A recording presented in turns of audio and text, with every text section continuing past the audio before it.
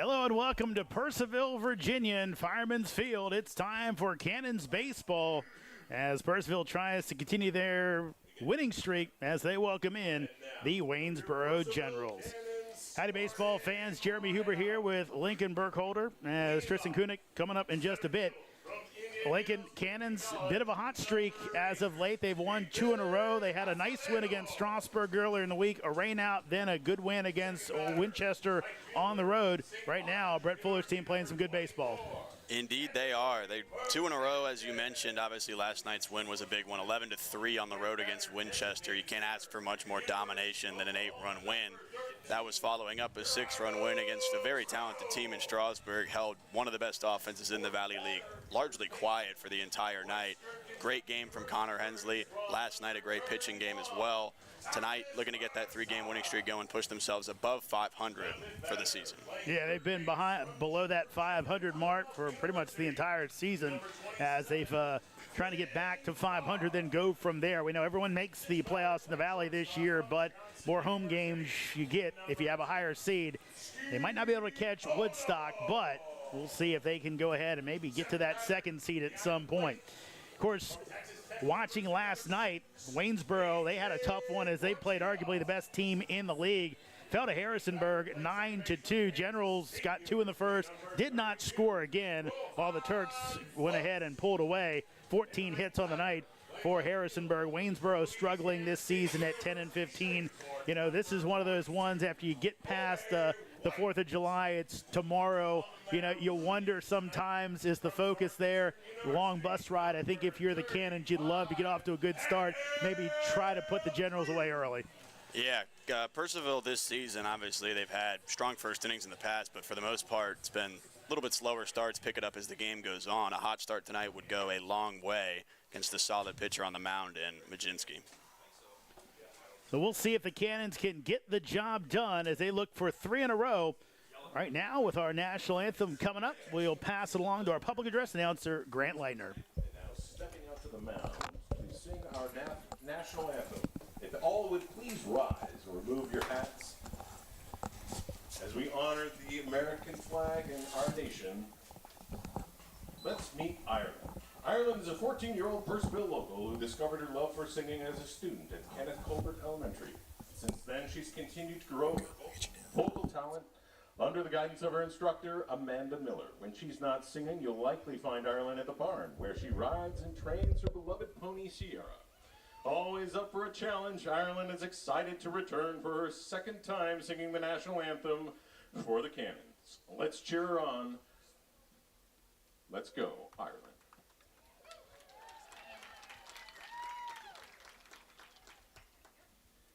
Oh, say, can you see by the dawn's early light what so proudly we hailed at the twilight's last gleaming, whose broad stripes and bright stars through the perilous fight o'er the ramparts we watched were so gallantly streaming, and the rocket's red glare, the bombs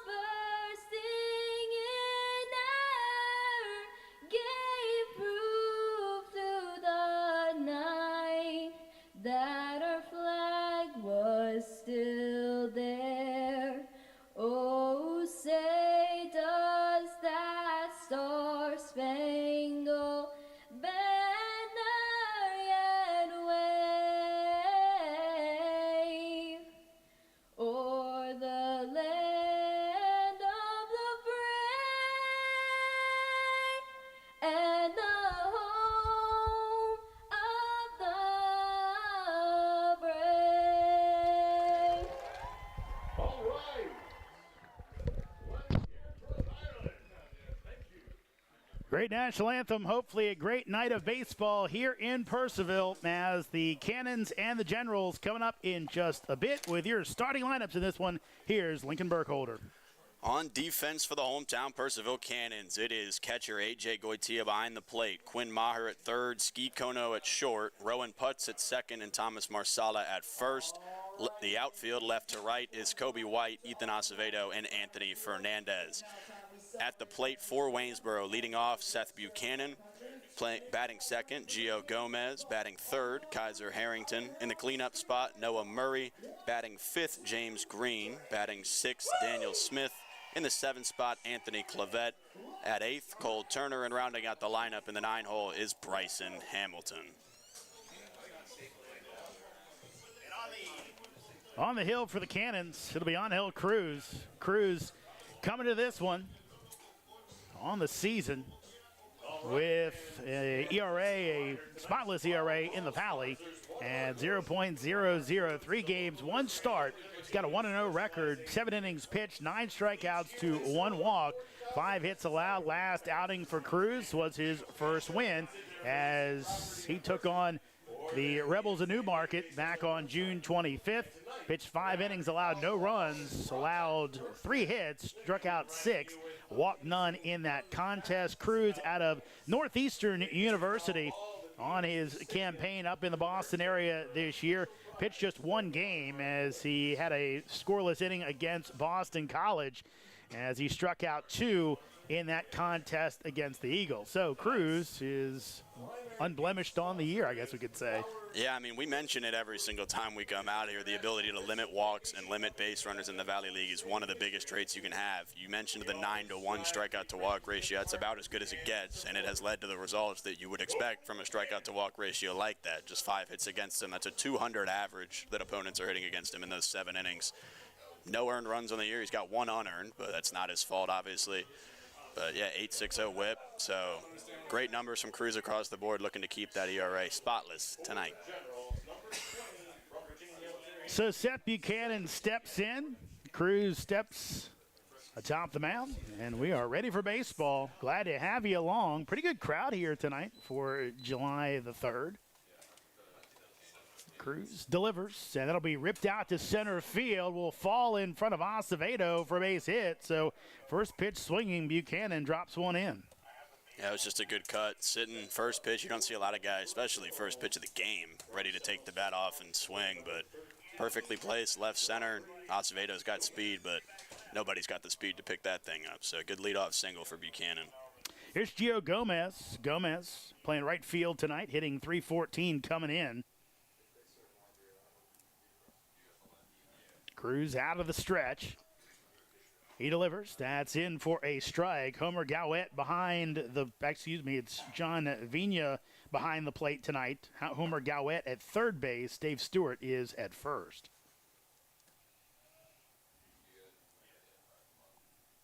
Here comes Cruz's 0-1. That is in there for strike 2.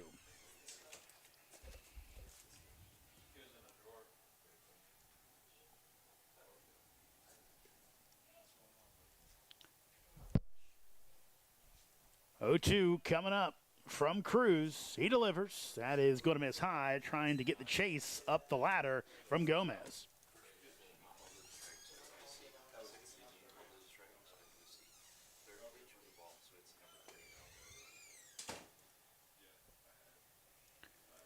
Cruz delivers his 1-2. That'll be foul as he just got a piece of it to stay alive. Yeah, Gomez, one of the better hitters for Waynesboro this season. He's 5th on the team in batting average, .314 on the year. 10 RBIs to his name, but obviously take quite the hit to knock him in from first here, but be a great start if he could get it done. So again, the 1-2 coming up from Cruz. Long hold, there it is. That'll miss high and away. Count goes even at 2-2.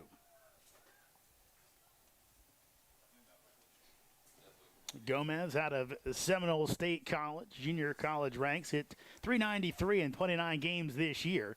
That'll be ripped out to center field. That's going to fall in front of Acevedo, plays it on the hop. But first 2 batters for the Generals have gotten on base via the single.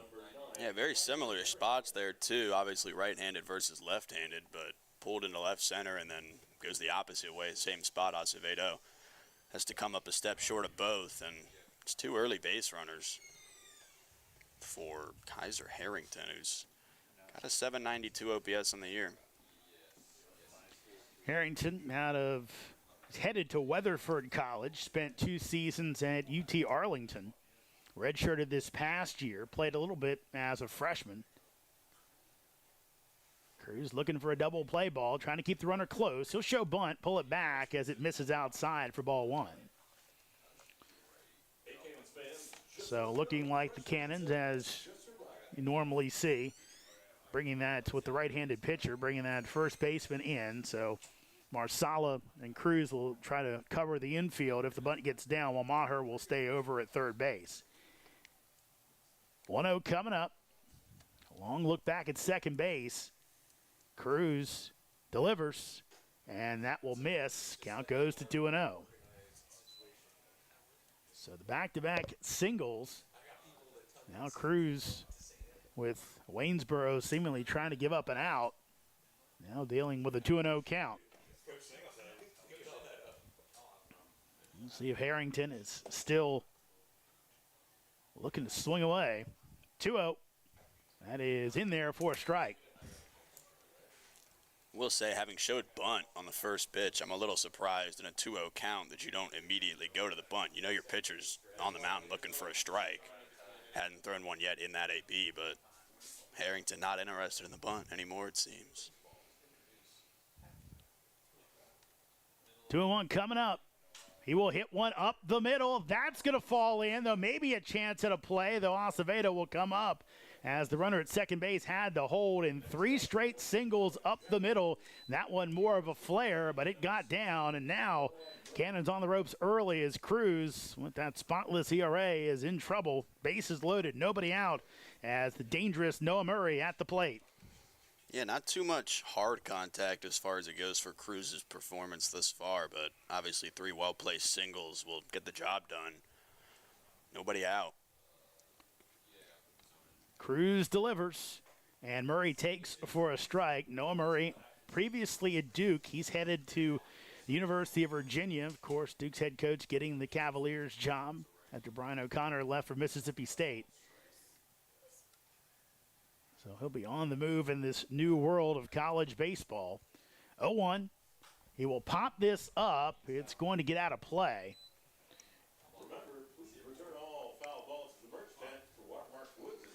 Murray from Crozet, Virginia.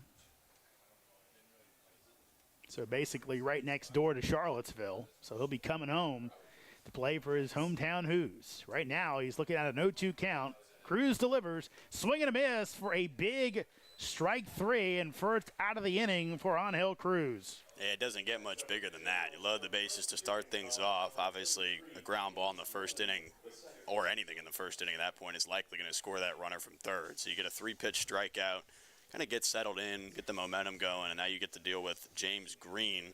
Unfortunately for him, 919 OPS, quite the hitter this year, but double play in play, and 1 out would allow that.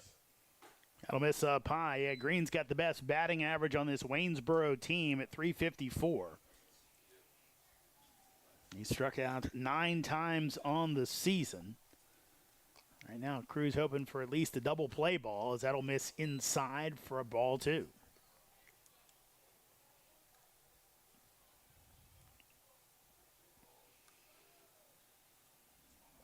Started just after 7 o'clock tonight. I believe 7:03 is our first pitch time.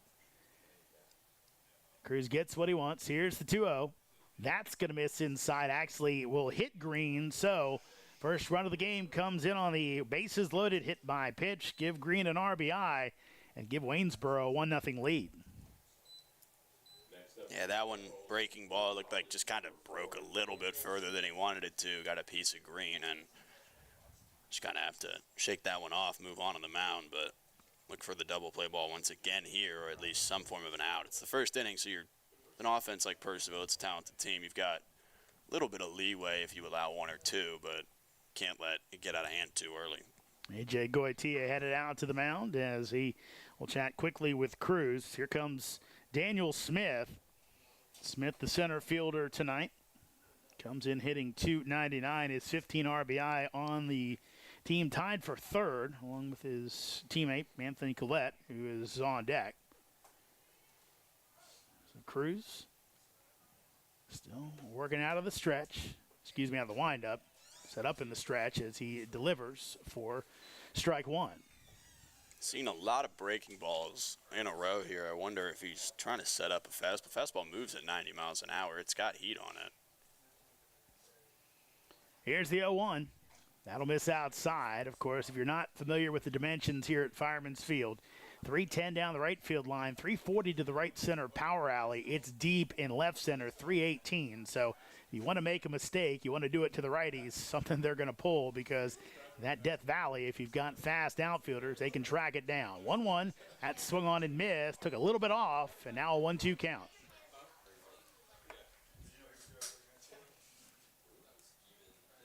Again, Clavette is on deck. Smith at the dish. Here's the 1-2. That's swung on and missed for strike three. So 2 big strikeouts in this inning as Cruz tries to limit the damage. Now 2 outs. Generals up 1-0 here in the top of the first. It's Clavette coming to the plate, as you mentioned, when he was in the on-deck circle, batting .303 on the year. So certainly capable of base hits. Base hit here would score 2 more. Cruz delivers. That's going to get away from Goitia, and a run will come in. So went to the breaking ball, and Goitia couldn't keep it in front of him, and now the Generals add on, now 2-0 for Waynesboro.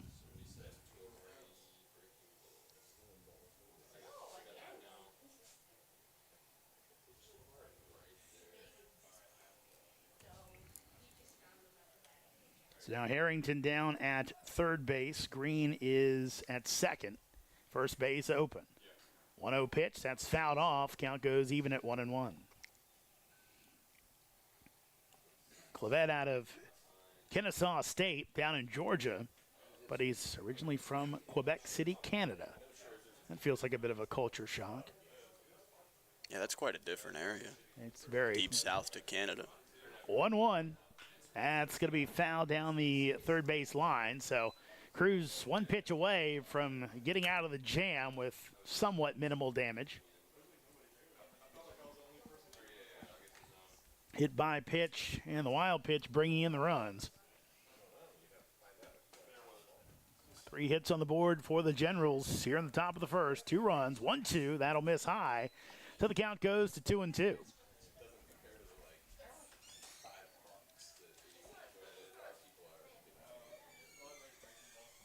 Clavette played on the Canadian Junior National team. He waits the 2-2.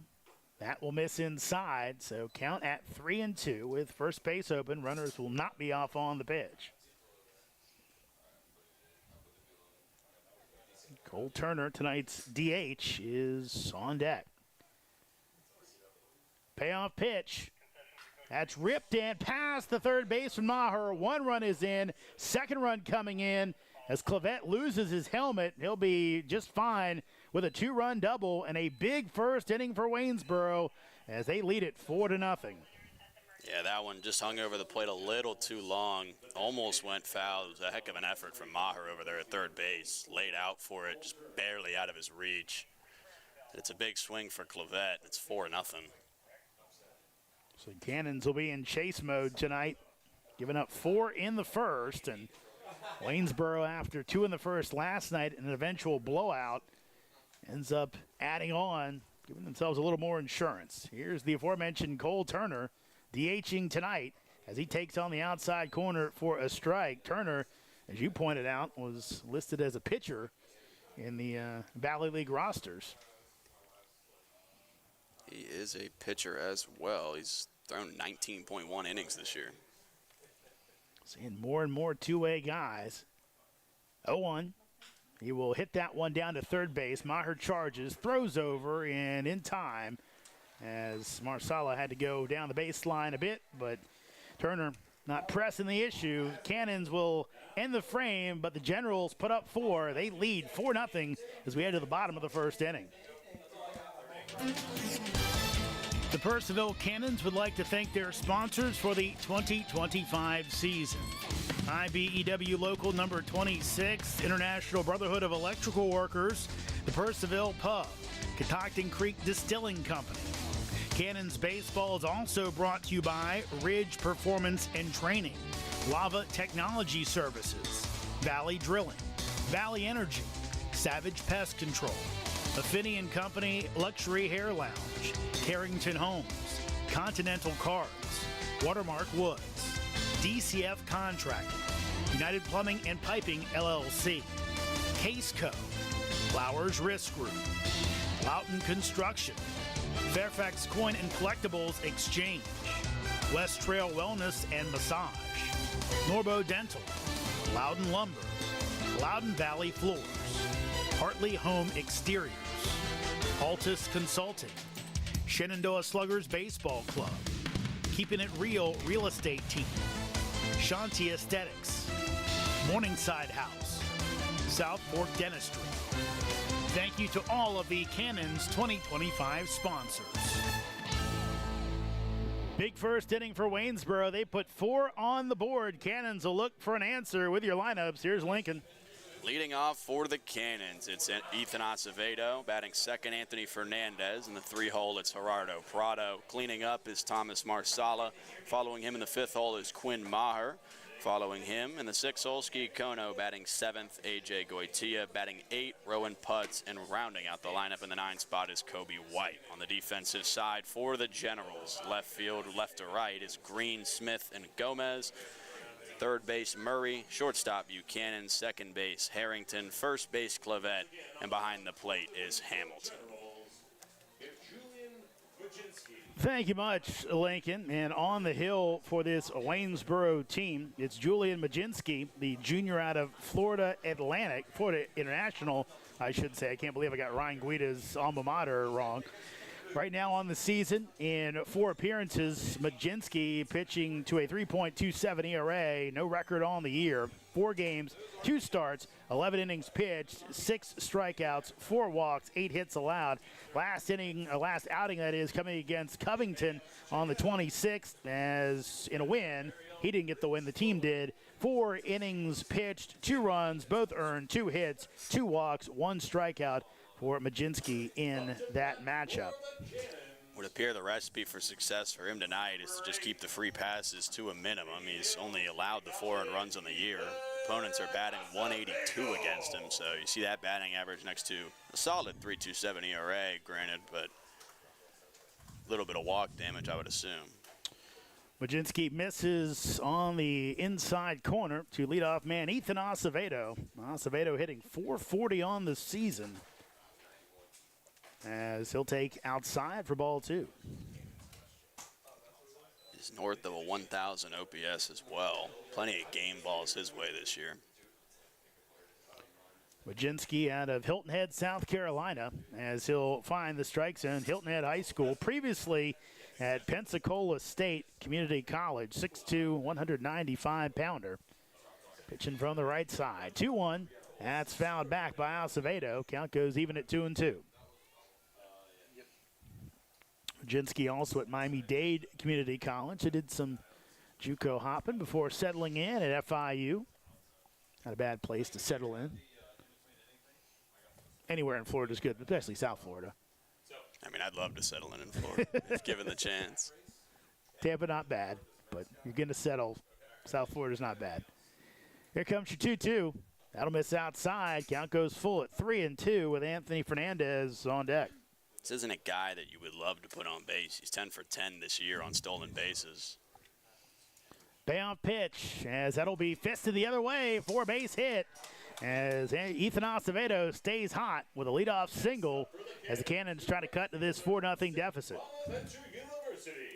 Number 24. It's a big leadoff single. Obviously, you mentioned the 4-run deficit after just that top of the first inning. So you want to get a little bit going here, cut into that a little bit, give your offense some confidence, and show your pitcher that you're going to stand up for him, fight, and get back in this game. Anthony Fernandez Comes in hitting .342, 3 homers, 18 RBI on the season for the right fielder for the Cannons tonight. Here's the pitch as he'll take on the outside corner for strike one.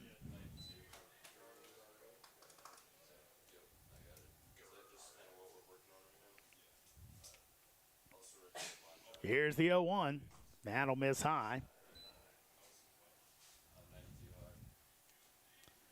Fernandez, his 18 RBI well out in front for the Cannons lead. No one else is in double digits. Big lead off of first for Acevedo. He dives back in, kind of got that sidestepping, moving lead. And at some point, Majinski figured out what was going on and threw over.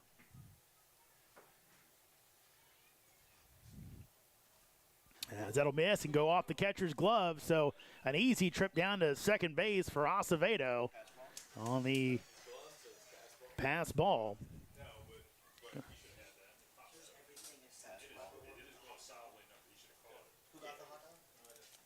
So Acevedo down to second base. 2-1 count to Fernandez.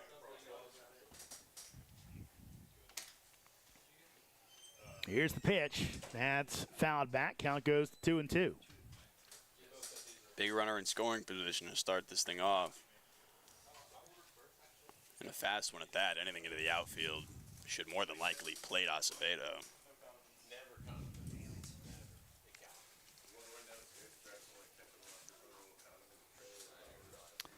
So Majinski looks in. 2-2 coming up.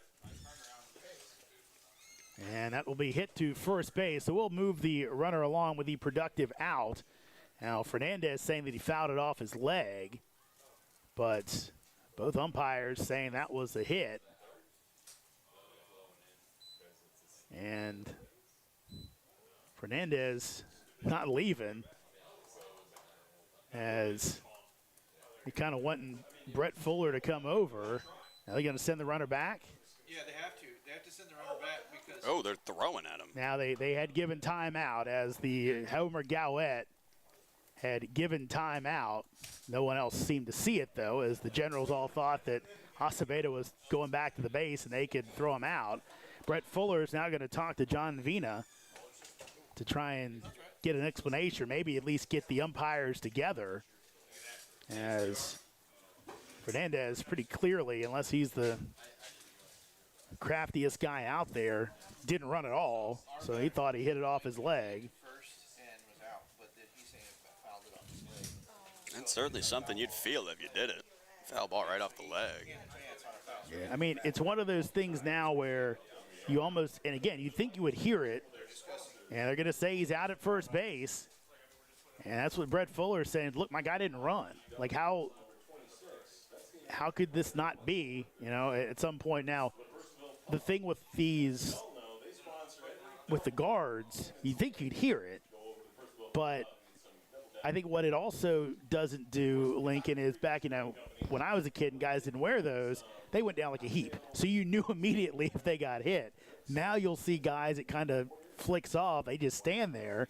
And at that point, you know, the umpire is kind of going off their judgment. But it's hard to see whether it did actually tick off the instep of your leg, off of your shoe. I mean, the way cleats are built now, if you don't hit it right on the tongue, you know, it's kind of okay. It's also, especially without, obviously, the advantage of instant replay. Yeah. It's a split-second play, so you're watching umpire, I'm guessing on the play. I've never personally umpired, but I would assume you hear contact, you look where the ball's going, and by the time you look up, it's at first base. So you're never going to have a chance to really see that, barring instant replay, which is obviously not available here in the Valley League. So a long, long chat here. And Acevedo's back at third now. so it looks like that Acevedo, who advanced on the play, he's going to go back over there. And Fernandez is going to be out. Now the Waynesboro head coach, he's having a word with Homer Gowett.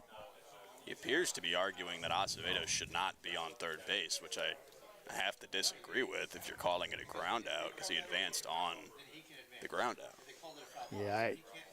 Yeah, this doesn't make a lot of sense. And then when he went back, Gowett had called timeout. He kind of pointed to his chest and said, hey, this is my timeout. He can do whatever he wants right now. So I don't really know what the argument Robbie Jones has here. He seems to be pointing back at second base, but he's certainly animated about whatever it is that he's arguing. So whatever the discussion was, it looks like it's over, as Homer Gowett's going to go back to his spot. So, What's the call? All right, thank you. The call on the field is base hit out.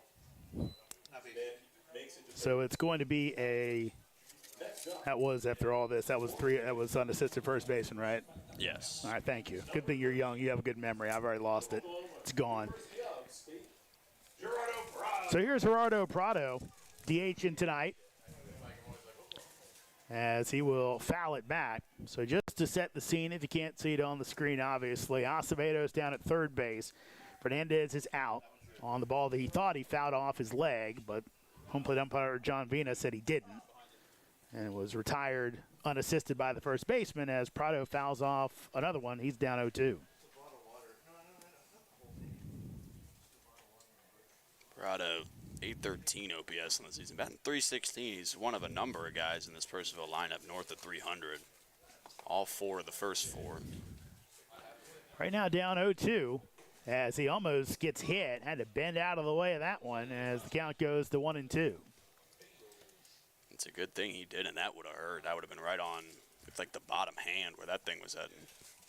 Yeah, up towards the head area. Never want to see that. Baczynski delivers the 1-2 pitch, misses up high, so count goes even at 2-2. Marsala on deck.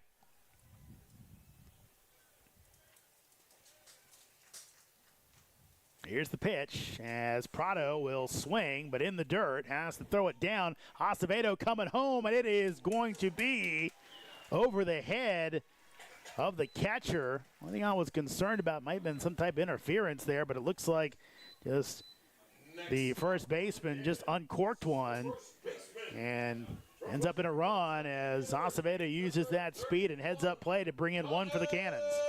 Not ruled as an error. I agree with the call. It looked like Acevedo had that beat handedly, even if the throw was on target. He's got wheels and he was moving, so drop third strike pays off with a run.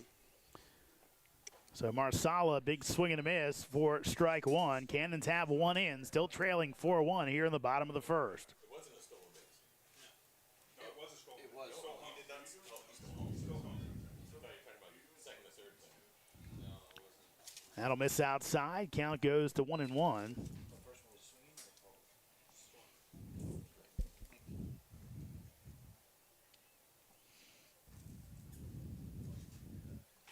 And that'll be off the hands and will fall in for a base hit. So Marsala just able to get just enough of it to get some green grass and keep the inning alive. Number 27, Quinn. Yeah, it's baseball for you. You see a lot of it where, get a hard hit ball right off the barrel, just doesn't get distance you need, line out, fly out deep to the outfield, then you get a jam shot off the hands, and it's right up the middle, short of the center fielder, right where you need it to be. Here's Quinn Maher, 0 for 5 last night. One of the few Cannons that didn't seem to get a hit. Would love one right here as he will swing over top of that breaking ball for strike one.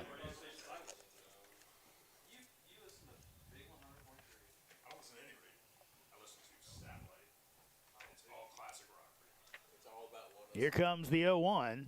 That's going to get to the backstop as Marsala will head down to second base. So now runner in scoring position with Maher. 1-1 count, 2 outs as the Cannons trail by 3. Mentioned Maher hitless last night, had a double and a solo shot back here in Purcellville 2 nights ago.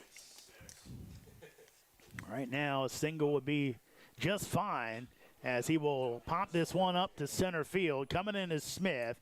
He's under it, makes the catch for the third out of the inning. Cannons strand one, they get one. They trail the Generals 4-1 after 1 inning of play. The Purcellville Cannons would like to thank their sponsors for the 2025 season. IBEW Local Number 26, International Brotherhood of Electrical Workers, the Purcellville Pub, Catoctin Creek Distilling Company. Cannons Baseball is also brought to you by Ridge Performance and Training, Lava Technology Services, Valley Drilling, Valley Energy, Savage Pest Control, Affinity & Company Luxury Hair Lounge, Carrington Homes, Continental Cards, Watermark Woods, DCF Contracting, United Plumbing and Piping LLC, Case Co, Flowers Risk Group, Wolfie's Mobile Pet Grooming, Lydia Sells Loudon, Hoof and Paw Veterinary Services, Hunt Country Wildlife Control, Burke and Herbert Bank, Farm Credit, Nichols Hardware, Wegmeyer Farms, Camber Petty KHS Homes Group, Epling Landscaping and Lawn Service, Artisan Plumbing, The Social Collectives, Purcellville Copy, Western Loudon Chiropractic, Bank of America, Burr Strength. Thank you to all of the Cannons 2025 sponsors. Top of the second inning as Waynesboro leads the Cannons 4-1. Bottom of the order for the Generals in Bryson Hamilton, followed by top of the order from Seth Buchanan and Gio Gomez. As Purcellville hoping that Cruz will be able to find a way a little bit better than in the first, as he gave up 3 straight singles to start the inning. Then a hit by pitch. The bases loaded to James Green brought in 1 run. Then the pass ball brought in the other. It's worth noting 2 of those runs obviously self-inflicted with the hit by pitch and the wild pitch. So just the 2-run score on the double. It may have been 3 if the bases were still loaded, but I'm going to guess that it probably would have just been 2. So, you shake those 2 off and take the double for what it is and get a better inning going here. Here's the pitch. Says that'll miss outside to Hamilton. Yeah, again, Clavette had that big 2-run double with 2 outs. Doubled the lead at the time, as that will miss high for ball 2. Full night of action in the Valley. 2-0. That'll be hit to second base, charging in his putts. He'll make the play for out number 1.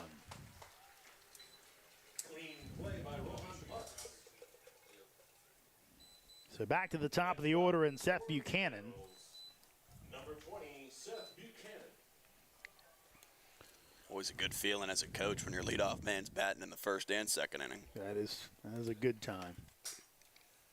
Buchanan, first pitch swinging to start the game, as Lincoln mentioned. Don't normally see that, but found one he liked, and he laced it out to center field. Here's the pitch. That'll miss high for a ball. Woodstock trying to make their July 3rd a little quicker, as they're a 15-1 on Winchester. Bottom of the 7th out at Jim Barnett Park. 1-0 pitch. That's going to be roped out into left field. That's down for a base hit. Could be 2. Buchanan coming around. White overruns it. And into second base, as Buchanan will be quite content with a 2-bagger. So 2 for 2, Seth Buchanan, as he's on base with 1 out here for Waynesboro in the top of the second. It's a good start for Buchanan.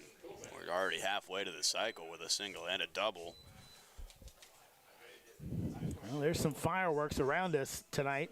He'd love to add a few of his own. Already has with the double and the single.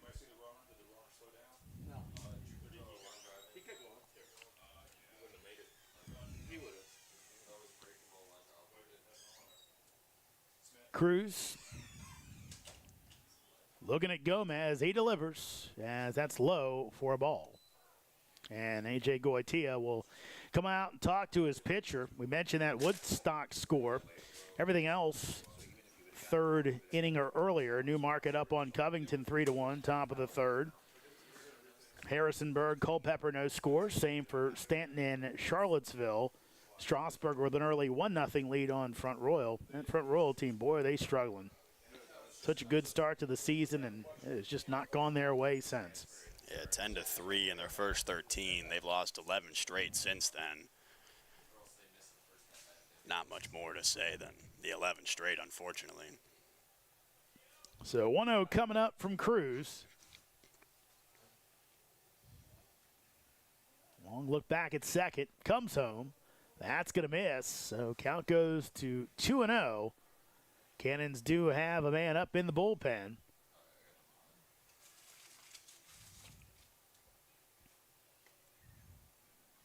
Cruz trying to find his way after a tough first inning. Pitch will be waved at by Gomez. Good one, as he couldn't hold up. Continue to see mostly breaking stuff from Cruz here. He's got a fastball. He used it a number of times in the first inning. I would wonder if the 3 straight singles to start it is why we haven't seen much of it since then.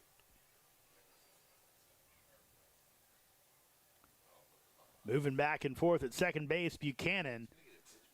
Cruz delivers, as that is going to be outside. Count goes to 3-1. Buchanan certainly dancing out there. He's only got 1 stolen base on the season so far. You've seen both teams looking to be aggressive on the bases. Kono trying to keep him close. Cruz delivers. That'll miss outside. So a walk to Gio Gomez as he is on base for the second time in 2 at-bats tonight. But this time 1 out. Here in the top of the second, Generals already up by 3 as Kaiser Harrington coming to the dish. Yeah, including Harrington's first at-bat, top 3 in the order for Waynesboro is 4 for 4 tonight with a walk as well. So they're certainly setting the table.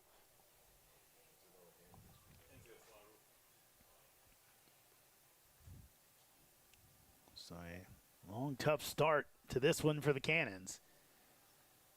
Cruz delivers.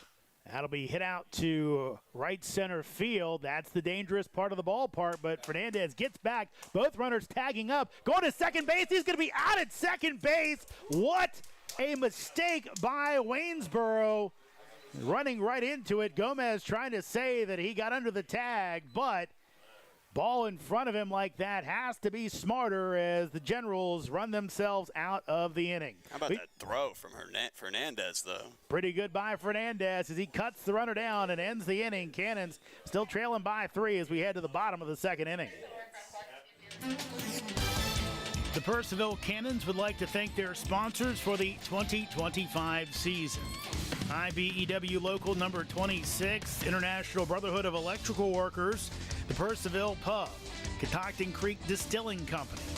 Cannons Baseball is also brought to you by Ridge Performance and Training, Lava Technology Services, Valley Drilling, Valley Energy, Savage Pest Control, Affinity & Company Luxury Hair Lounge, Carrington Homes, Continental Cars, Watermark Woods, DCF Contracting, United Plumbing and Piping LLC, Case Co, Flowers Risk Group, Loughton Construction, Fairfax Coin and Collectibles Exchange, West Trail Wellness and Massage, Norbo Dental, Loudon Lumber, Loudon Valley Floors, Hartley Home Exteriors, Altus Consulting, Shenandoah Sluggers Baseball Club, Keeping It Real Real Estate Team, Shanti Aesthetics, Morningside House, South Fork Dentistry.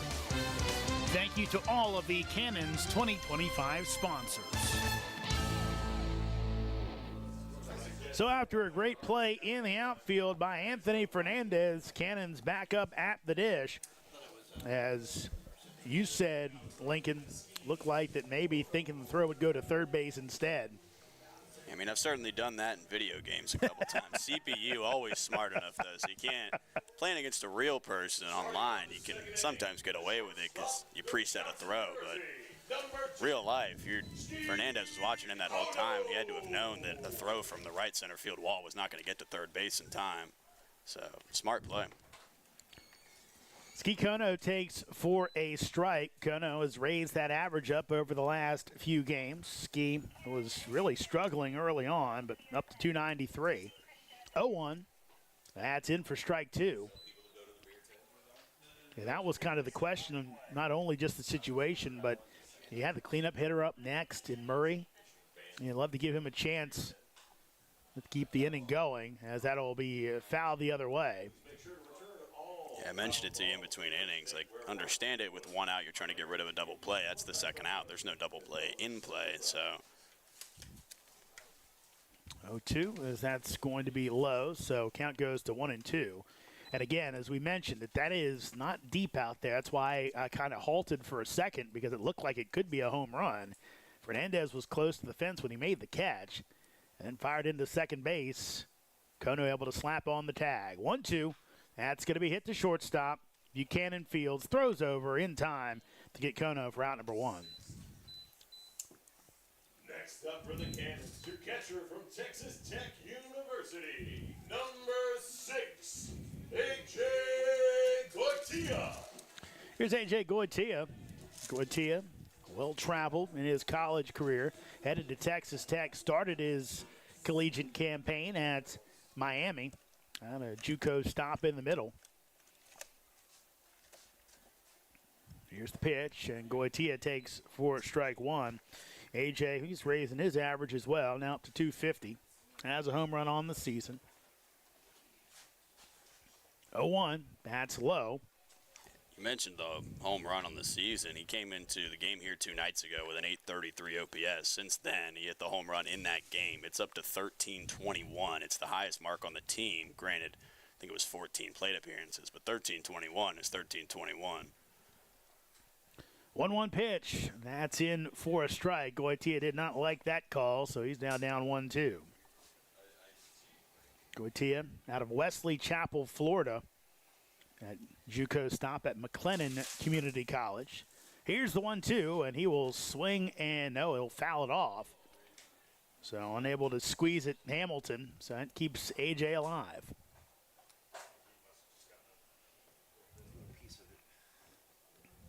Rowan Putz on deck.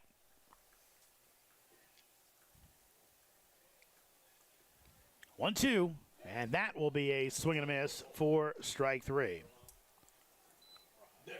Majinski pitching well so far, just the 1 earned run to his name, and came on a steal of home on a throw down to first on that drop third strike back in the first inning. But he's been settled in all night, no walks to this point, just the 2 hits and 2 strikeouts as well. So good start for him. Here's Putz, as that will miss outside for a ball. And Majinski didn't like that ball, so he'll ask for a new one.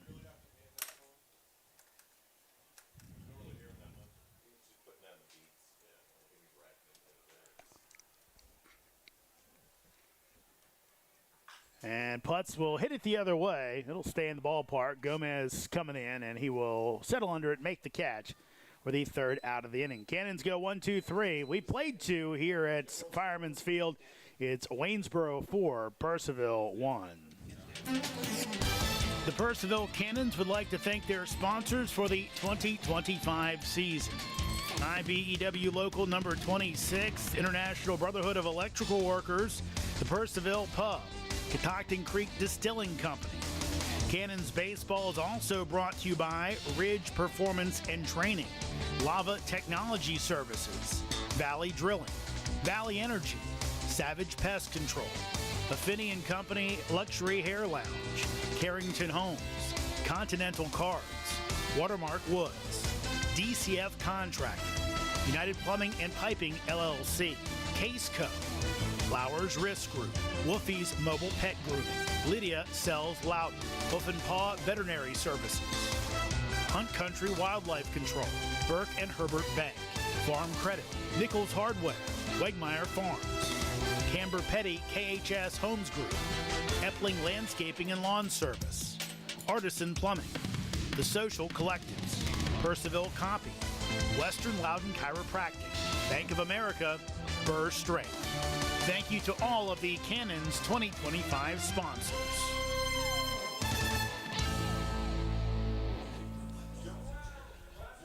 Top of the 3rd as the Cannons Kids Dance Contest is ongoing. You want to go down there, get involved in that? I don't think I got the moves for that, to be honest. They got a lot more energy than I do.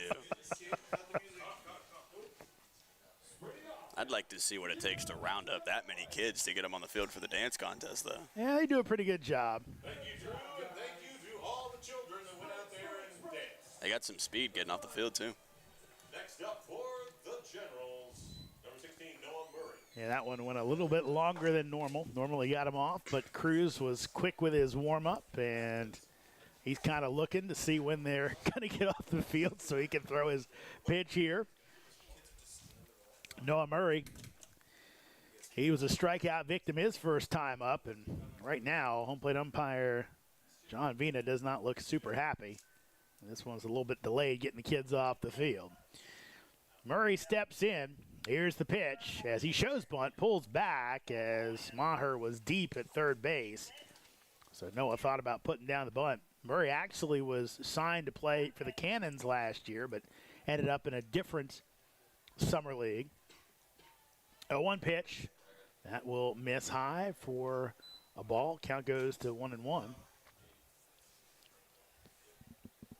Ended up in Waynesboro, not his hometown team. 1-1. As that will miss, count goes to 2-1. Got an 800 OPS on the year. One of the better hitters in this Waynesboro lineup.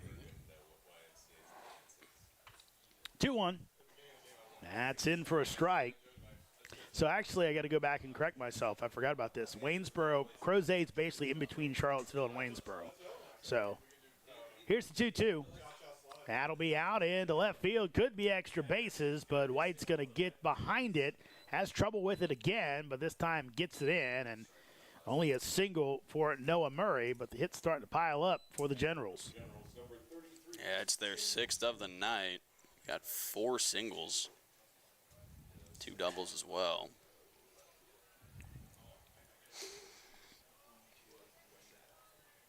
So James Green brought in the first run of the game as he was hit by a pitch.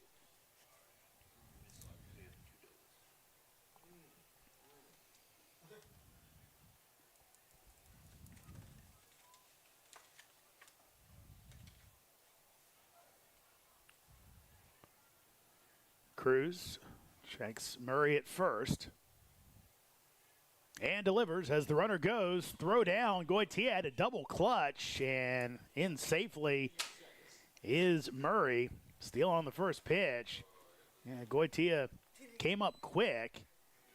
And now, and kind of, I think he was pointing down to Marsalis, giving the hand, say, hey, talk to me. Let me know he's going.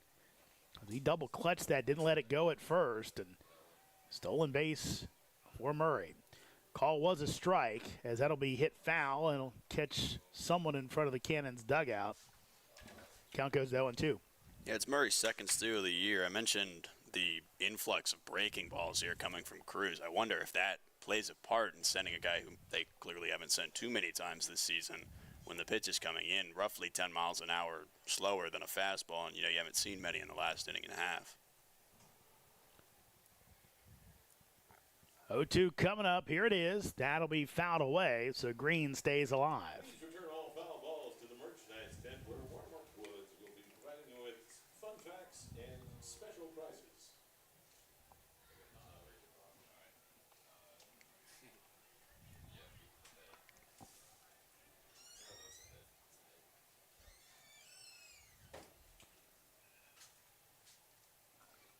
Pitch coming up.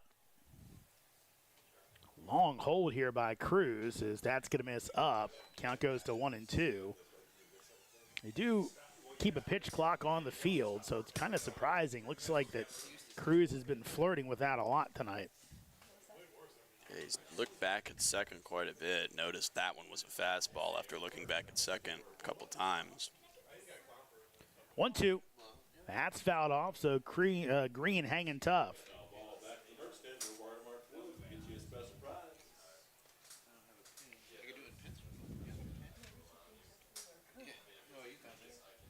Nobody out here in the top of the 3rd inning as Waynesboro with the 4-1 lead on Purcellville.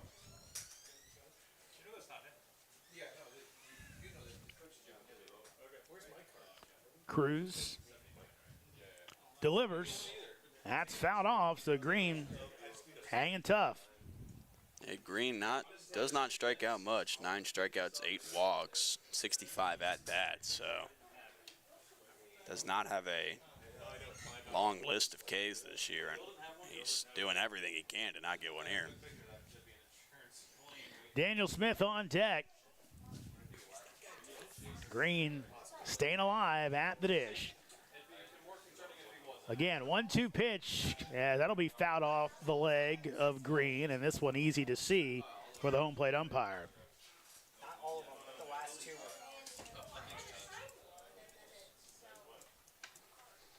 Yeah, that one skipped further to the left. That one pretty obviously hit something. But. So again, we remain on 1-2. Cruz gets what he wants. And he delivers the 1-2 pitch as he will not deliver. And this is taking a while. Cruz, he is not quick to the plate, especially with runners on base. His tempo slows down. Trying to keep those guys at their bags. It's been a long AB for sure. 1-2 again. That'll miss outside as the count goes 2-2.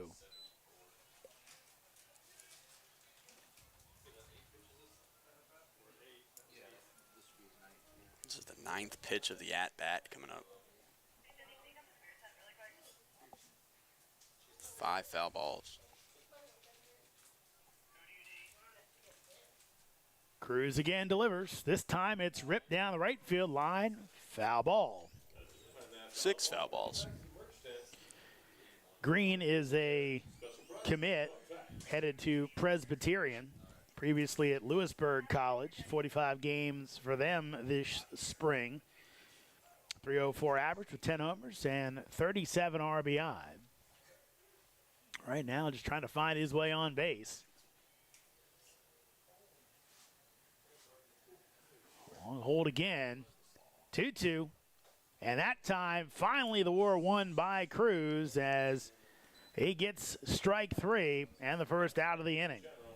Yeah, 10 pitches, 6 foul balls, 2 balls, 1 swinging strike prior to that. And it's always a battle you want to win on either side when you're up there for that long against the same guy. But Cruz gets the better of him this time around.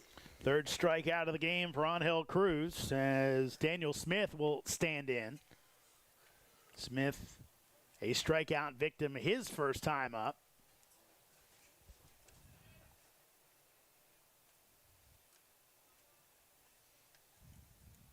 Murray out at second base. Here's the pitch. That will miss high for a ball. Smith out of Gordon College. 55 games, 375 average, 9 homers, and 54 RBI. That'll be popped out of play.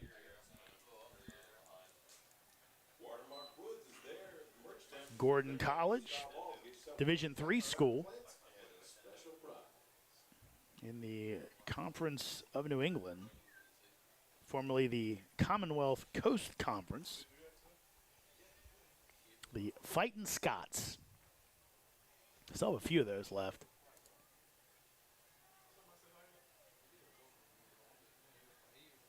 One.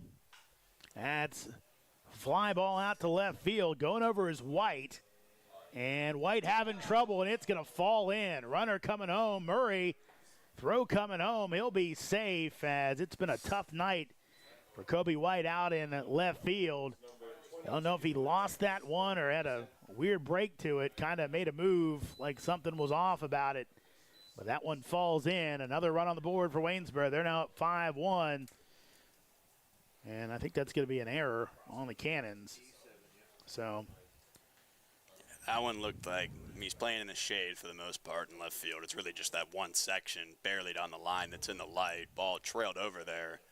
No sunglasses on when you're playing in the shade. So lost sight of it when the sun came into view, I would assume.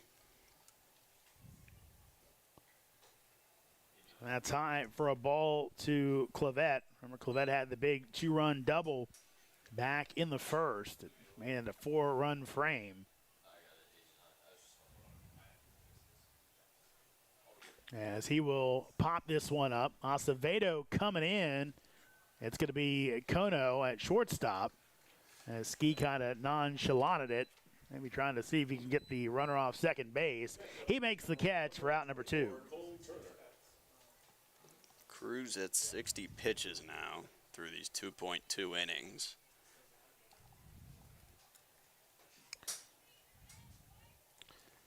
Smith still out at second base as Waynesboro leads it 5-1 here in the top of the 3rd. Cole Turner grounded out his first time up. He'll swing and miss for strike 1.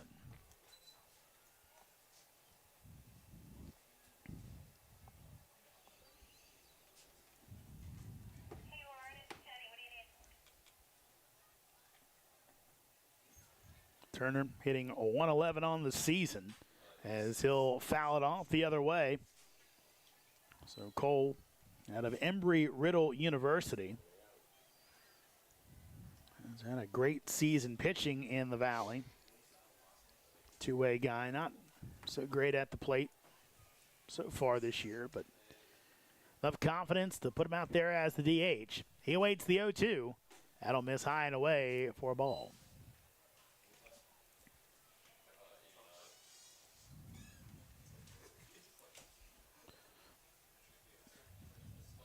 Yeah, really good crowd here tonight.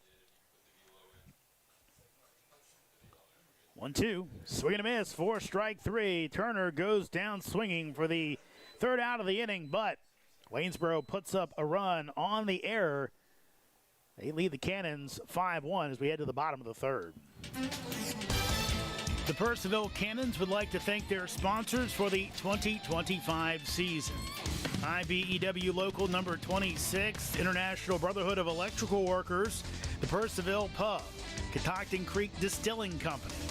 Cannons Baseball is also brought to you by Ridge Performance and Training, Lava Technology Services, Valley Drilling, Valley Energy, Savage Pest Control, Affinity and Company Luxury Hair Lounge, Carrington Homes, Continental Cars, Watermark Woods, DCF Contracting, United Plumbing and Piping LLC, Case Co, Flowers Risk Group, Loughton Construction, Fairfax Coin and Collectibles Exchange, West Trail Wellness and Massage, Norbo Dental, Loudon Lumber, Loudon Valley Floors, Hartley Home Exteriors, Altus Consulting, Shenandoah Sluggers Baseball Club, Keeping It Real Real Estate Team, Shanti Aesthetics, Morningside House, South Fork Dentistry.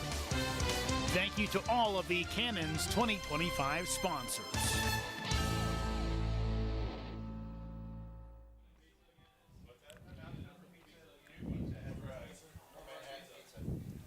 Cannons fans and those in attendance, just wanted to let you know there's more fresh pizza. You know, you can talk too. I was waiting for you to bring us back in. Yeah, folks, they caught me mid-bite on pretzel, so that's on me. That's a very unprofessional move there.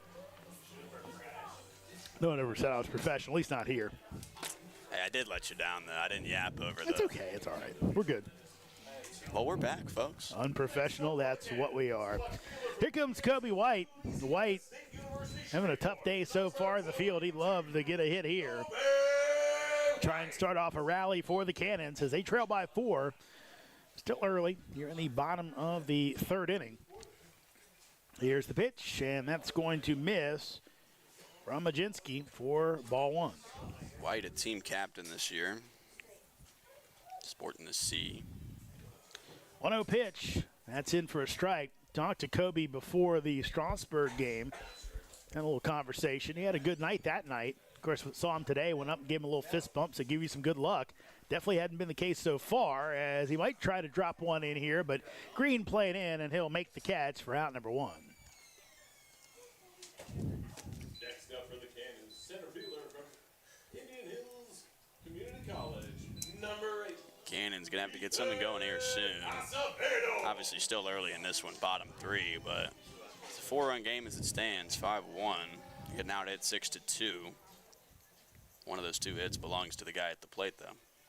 Yep, Ethan Acevedo continuing his great stretch of the campaign as that misses outside. Acevedo started things off with a solid single to left. Scored the only run of the game for the Cannons. 1-0 pitch. That'll miss high and away for ball 2. And I think the point that you kind of made there, Lincoln, score is one thing, but your pitcher is already over 65, 70 pitches at this point around that area. So how much longer can he go, as that's going to catch the outside corner for a strike? You're going to get into your bullpen while the other team's pitcher is kind of cruising along so far. Makes it so much tougher if you can't kind of knock him around a little bit, as that'll be hit down to first base. Easy play. And Clavette over to first base for out number 2. Cannons do have a talented bullpen, but obviously changing arms presumably several times in the next coming innings is never what you want to do this early into a game. Cruz, after a tougher first inning, able to get through the next 2 with 0 earned runs to his name, just the 1 run on the error, but they could use some run support. That'll miss high and away to Fernandez. Anthony first time up. Controversial ground out to first, as that misses outside for ball 2.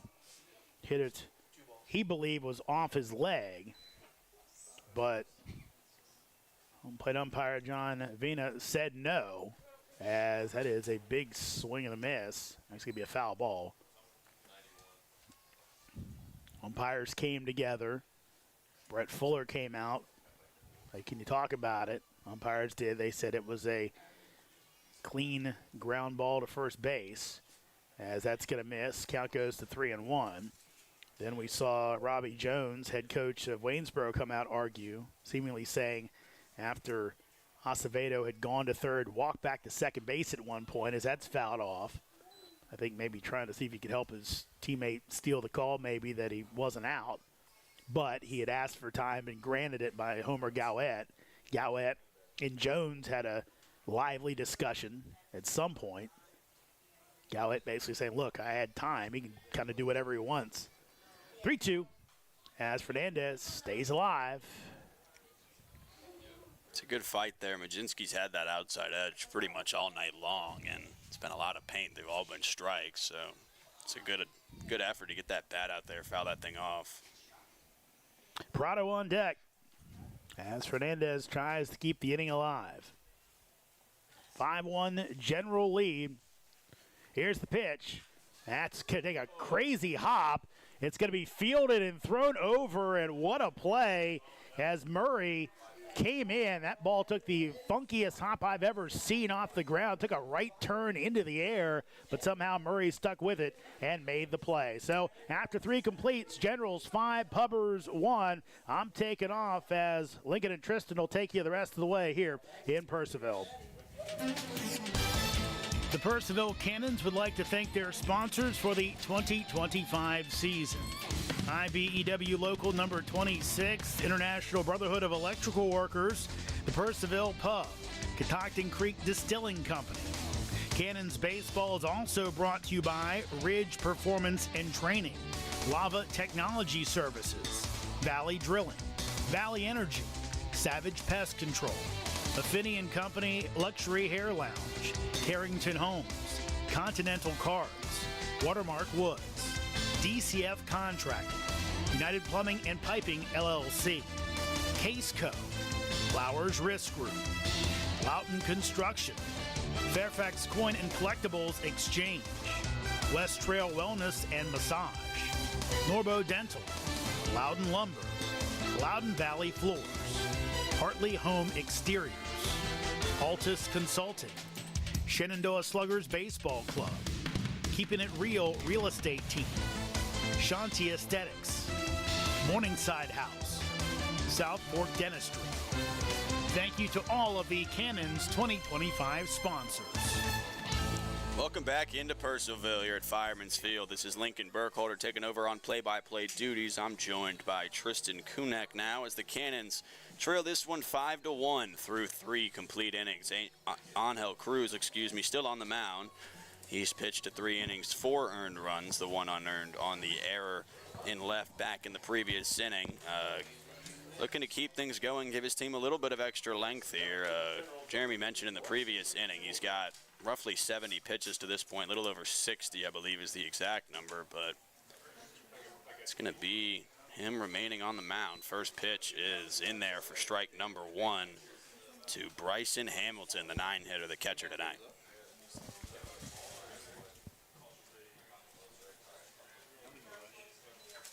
That breaking ball almost got him, but does not. Count evens 1-1 as it misses inside. As you mentioned, trying to get a little bit of length out of Cruz now. I mean, he's kind of settled in since. That went in there, strike 2. Kind of settled in since that first inning and, limited the damage. As you mentioned, the only other run coming across off the air. See what he can do here. 1-2 pitch, grounded to third. Meyer picks it up, throws on to first. Close play, but he's got him for out number 1. Another thing that bodes well in the Cannons' favor, they've been able to get up over 8 runs in 3 of their last 4 outings. So, I mean, their offense has been clicking. Now, if you can just get the pitching to continue, then, you could possibly see a Cannons comeback here. Yeah, 4 runs, certainly not an overcomable feat. Quick first out for Cruz, and it'll be the top of the order and Seth Buchanan. He lays down a bunt. Cruz all over that thing, throws on to first. It's out of the reach. Did he stay on? Yes, he did. What a play from Marsala at first. He lays out, keeps the foot on the bag, and there's 2 gone here in the 4th inning. Well, that's a way to get yourself back into the game. Obviously, Cruz a little bit off target there, but Marsala making a tremendous play to get the ball in his glove and able to keep his other foot down as he fell. Now, huge 2 outs. That was an incredible feat of athleticism. I think my hamstring would have torn if I tried that. That one's in there for strike 1. Got to start stretching out more. I don't know if there's any amount of stretching that could get me to lay out like that. It's Gomez at the plate. That one right back at Cruz, and he's got it again. He'll jog over, toss it to Marsala. A little bit of an easier play this time, and a quick 3 outs for Cruz on the mound. It's 5-1 as it stands, and the Cannons going to try and get some back here in the bottom of the 4th. The Purcellville Cannons would like to thank their sponsors for the 2025 season. IBEW Local Number 26, International Brotherhood of Electrical Workers, the Purcellville Pub, Catoctin Creek Distilling Company. Cannons Baseball is also brought to you by Ridge Performance and Training, Lava Technology Services, Valley Drilling, Valley Energy, Savage Pest Control, Affinity & Company Luxury Hair Lounge, Carrington Homes, Continental Cards, Watermark Woods, DCF Contracting, United Plumbing and Piping LLC, Case Co, Flowers Risk Group, Wolfie's Mobile Pet Grooming, Lydia Sells Loudon, Hoof and Paw Veterinary Services, Hunt Country Wildlife Control, Burke and Herbert Bank, Farm Credit, Nichols Hardware, Wegmeyer Farms, Camber Petty KHS Homes Group, Epling Landscaping and Lawn Service, Artisan Plumbing, The Social Collectives, Purcellville Copy, Western Loudon Chiropractic, Bank of America, Burr Strait. Thank you to all of the Cannons 2025 sponsors. Welcome back to Fireman's Field. It was a lightning fast top of the 4th inning, and we're back in the bottom of the 4th now. Majinski still on the mound for the Generals. He's been dealing tonight. Just 2 hits allowed to this point. No runs to his name, or 1 run to his name, excuse me, when Acevedo stole home back in the 1st. But he's been lights out ever since. 6 up, 6 down in the last 2 innings. The Cannons going to have to look to change that this time around. It's Prado, Marsala, and Mayer due up. As you mentioned, that lightning fast last half inning. Angel Cruz pitching 6 pitches and getting all 3 outs in those 6, including being involved in 2 of them. Yeah, that was maybe the fastest inning I've seen here all year. That was quite a quick one. But, I mean, he's got quite the opponent on the other side. As you mentioned, Majinski is just absolutely dealing right now. Majinski kind of, crippling this Cannons offense that has been so potent over their last couple games, giving the Generals a chance. It'll start with Prado, the designated hitter tonight. He's 0 for 1 with a strikeout. He takes that one. Low and away for ball 1.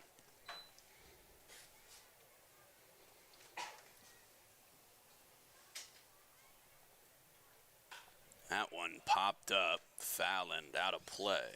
If you can find that foul ball, bring it back to the merch tent where Watermark Woods will be there to provide you with fun facts and a special prize. So a 1-1 count now to Gerardo Prado as he lines that one foul on the ground left side.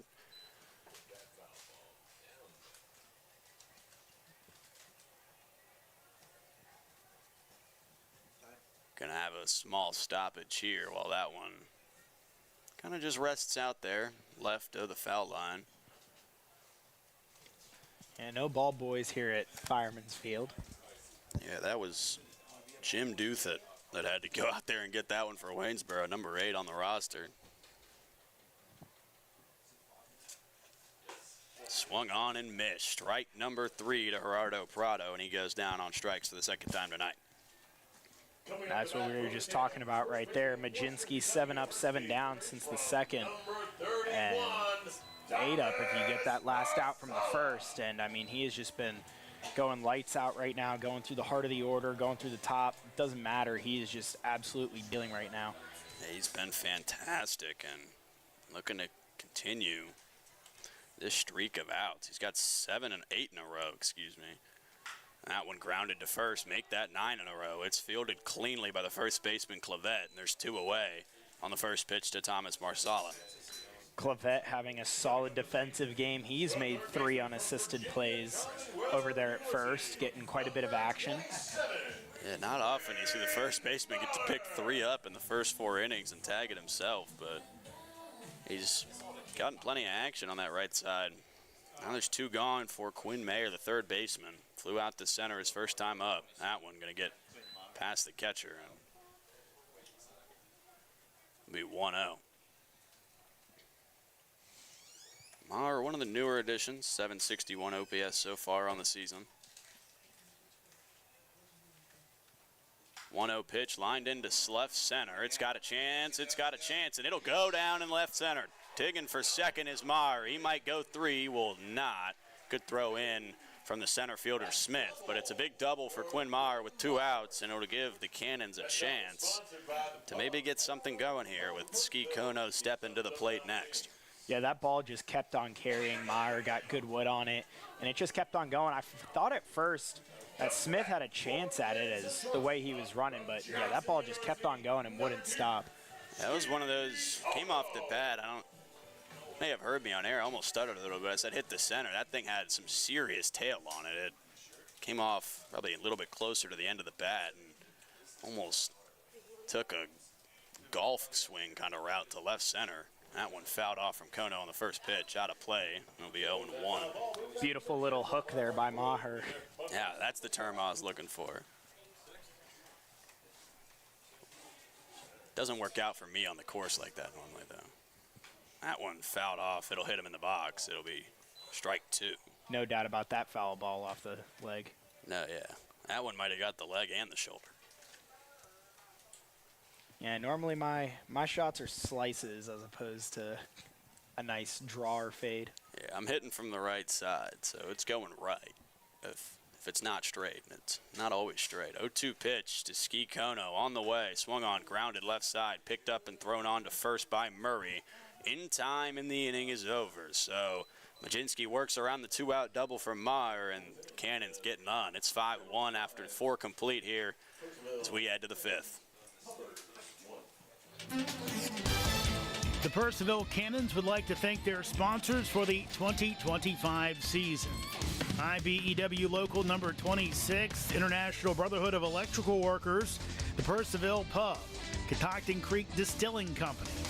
Cannons Baseball is also brought to you by Ridge Performance and Training, Lava Technology Services, Valley Drilling, Valley Energy, Savage Pest Control, Affini & Company Luxury Hair Lounge, Carrington Homes, Continental Cars, Watermark Woods, DCF Contracting, United Plumbing and Piping LLC, Case Co, Flowers Risk Group, Loughton Construction, Fairfax Coin and Collectibles Exchange, West Trail Wellness and Massage, Norbo Dental, Loudon Lumber, Loudon Valley Floors, Hartley Home Exteriors, Altus Consulting, Shenandoah Sluggers Baseball Club, Keeping It Real Real Estate Team, Shanti Aesthetics, Morningside House, South Fork Dentistry. Thank you to all of the Cannons 2025 sponsors. Welcome back to Purcellville after what might have been the quickest inning of my career back in the fourth. It was 3 up, 3 down for the Cannons and 4 up, 3 down after the double from Meyer in between. But that takes us to the fifth. Score remains 5-1. Due up for Waynesboro is Harrington, Murray, and Green, the heart of the order. And it's still Cruz on the mound for Purcellville. And now that Cruz is kind of settled in, I'm sure they're just trying to let him go as long as they can. I mean, there's been action in the bullpen since the second inning, but he also hasn't really let anything up himself since the second inning, since the first inning, excuse me. Yeah, that one swung on and missed strike one.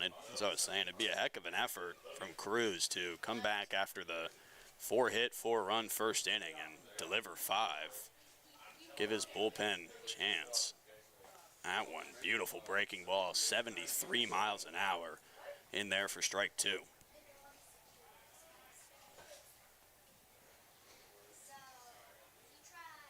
That one's going to skip in the dirt for ball 1. The fastball, Cruz, I've seen it get up to 90 tonight. That breaking ball, I believe that was the slowest one of the night. If not, it was 72. So that is quite the difference in speeds. If you're sitting fastball and you see 72, you're going to look silly trying to swing at that thing. Talk about getting out in front. Indeed. 1-2 pitch. In there, strike 3. He's looking at it, and he's got Harrington on strikes for the first out of the inning. First strikeout looking for Cruz.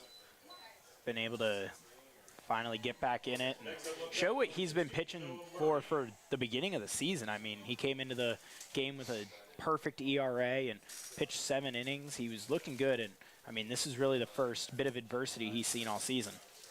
That one swung on and missed, strike 1. Yeah, you mentioned it. The 0 ERA coming in, had the rough first inning, but he's bounced back since, and you love to see that from your starter. Able to give them, it looks like they're going to let him hang out here for 5, barring any trouble, but 1 walk, 5 strikeouts. He's continued that trend. That one grounded foul. He had 9 strikeouts, 1 walk in 7 innings on the season coming into tonight. He's continued the control, just the 1 hit by pitch and the previously mentioned walk, both in the first 2 innings.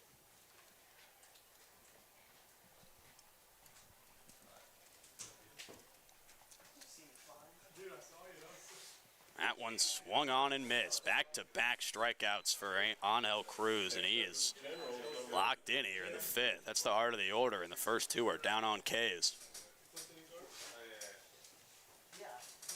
Just working, and it'll be interesting to see, depending on what happens here with Green, what they allow Cruz to do as he continues to just put in work. I mean, he hasn't really showed any sign of slowing down recently. That one in there for strike 1. And you mentioned it, that is his 79th pitch, so he's not too high up there, given what some college arms are able to throw. This is James Green at the dish, popped up center field, and Acevedo under it, and Anel Cruz is out of another very quick inning. He has completely settled down. Great performance after that first, and back-to-back shutout frames as Purcellville remains down 5-1, heading to the bottom of the 5th. The Purcellville Cannons would like to thank their sponsors for the 2025 season. IBEW Local Number 26, International Brotherhood of Electrical Workers, the Purcellville Pub, Catoctin Creek Distilling Company. Cannons Baseball is also brought to you by Ridge Performance and Training, Lava Technology Services, Valley Drilling, Valley Energy, Savage Pest Control, Affini & Company Luxury Hair Lounge, Carrington Homes, Continental Cards, Watermark Woods, DCF Contracting, United Plumbing and Piping LLC, Case Co., Flowers Risk Group, Wolfie's Mobile Pet Grooming, Lydia sells Loudon, Hoof and Paw Veterinary Services, Hunt Country Wildlife Control, Burke and Herbert Bank, Farm Credit, Nichols Hardware, Wegmeyer Farms, Camber Petty KHS Homes Group, Epling Landscaping and Lawn Service, Artisan Plumbing, The Social Collectives, Purcellville Copy, Western Loudon Chiropractic, Bank of America, Burr Strength. Thank you to all of the Cannons 2025 sponsors. Welcome back into Fireman's Field here. Score remains 5-1. It's still Majinski on the mound for Waynesboro, trying to keep his team in front. He will face, in the Cannons order, 7, 8, 9, Goitia, Putz, and White. Top of the order on deck in the event that somebody gets on. So here comes Goitia, ready to try and get things going. Purcellville has not scored since the first inning. Number 6, Cannons have been struggling to really do anything since the first inning. That double, the first real sign of life they've shown since the first inning. That one swung on and missed, strike one.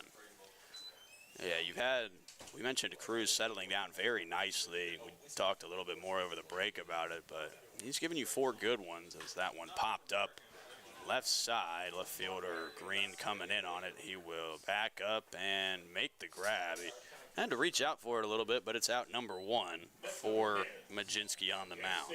Yeah, he lost that one up in the sky a little bit as when it came closer, he was shuffling those feet a little bit more than I'm sure he would like to, but made the catch nonetheless and keeps the Generals in good shape here defensively.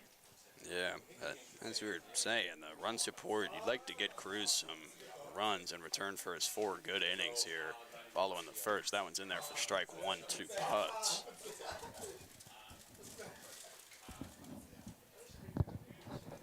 So an 0-1 count to Rowan Putz. That one in the dirt, ball 1, excuse me.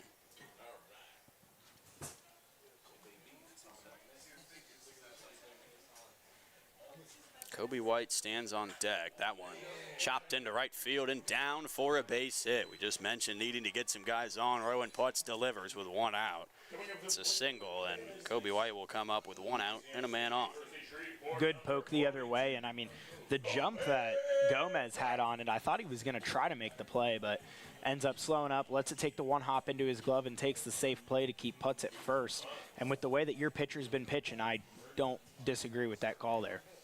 Not at all. Here's Kobe White.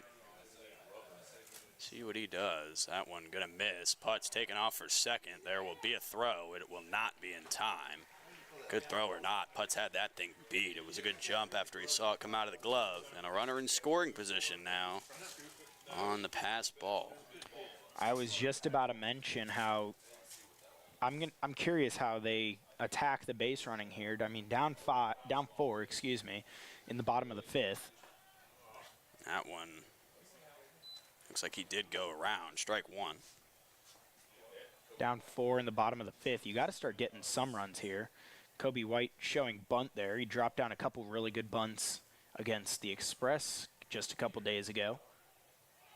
Putz taken off for third. You just mentioned it, but it looked like it was swinging bunt attempt with a runner in motion. Count moves to 1 and 2 as White fouls that one off behind the plate. White with a bases loaded bunt RBI, and he got on against the Express the other day. Yeah, that was a sight to behold. He's pretty much mastered that swinging bunt, it seems. That one, it's another swinging bunt, and good hop to Majinski, though. Runner moves to third in the form of Putz, so successful sack bunt for Kobe White. Next batter for the Cannons from Indian Hills Community College, number 8, Ethan Acevedo. That'll bring to the plate the guy you want at the dish with a runner in scoring position when you really need one. It's Ethan Acevedo. We've mentioned the numbers on the season. They are nothing short of fantastic. He's 1 for 2 tonight, batting .440 on the year.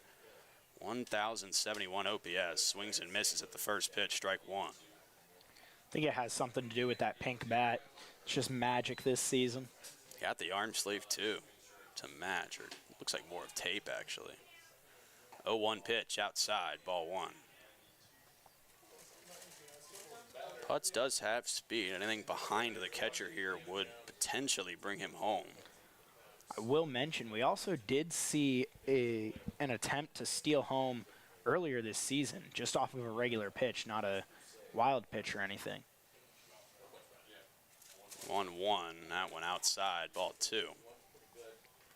It'd certainly be interesting to see. I've never personally in my life seen a steal of home not on, we saw one today, but it was on that drop third strike, throw down to first.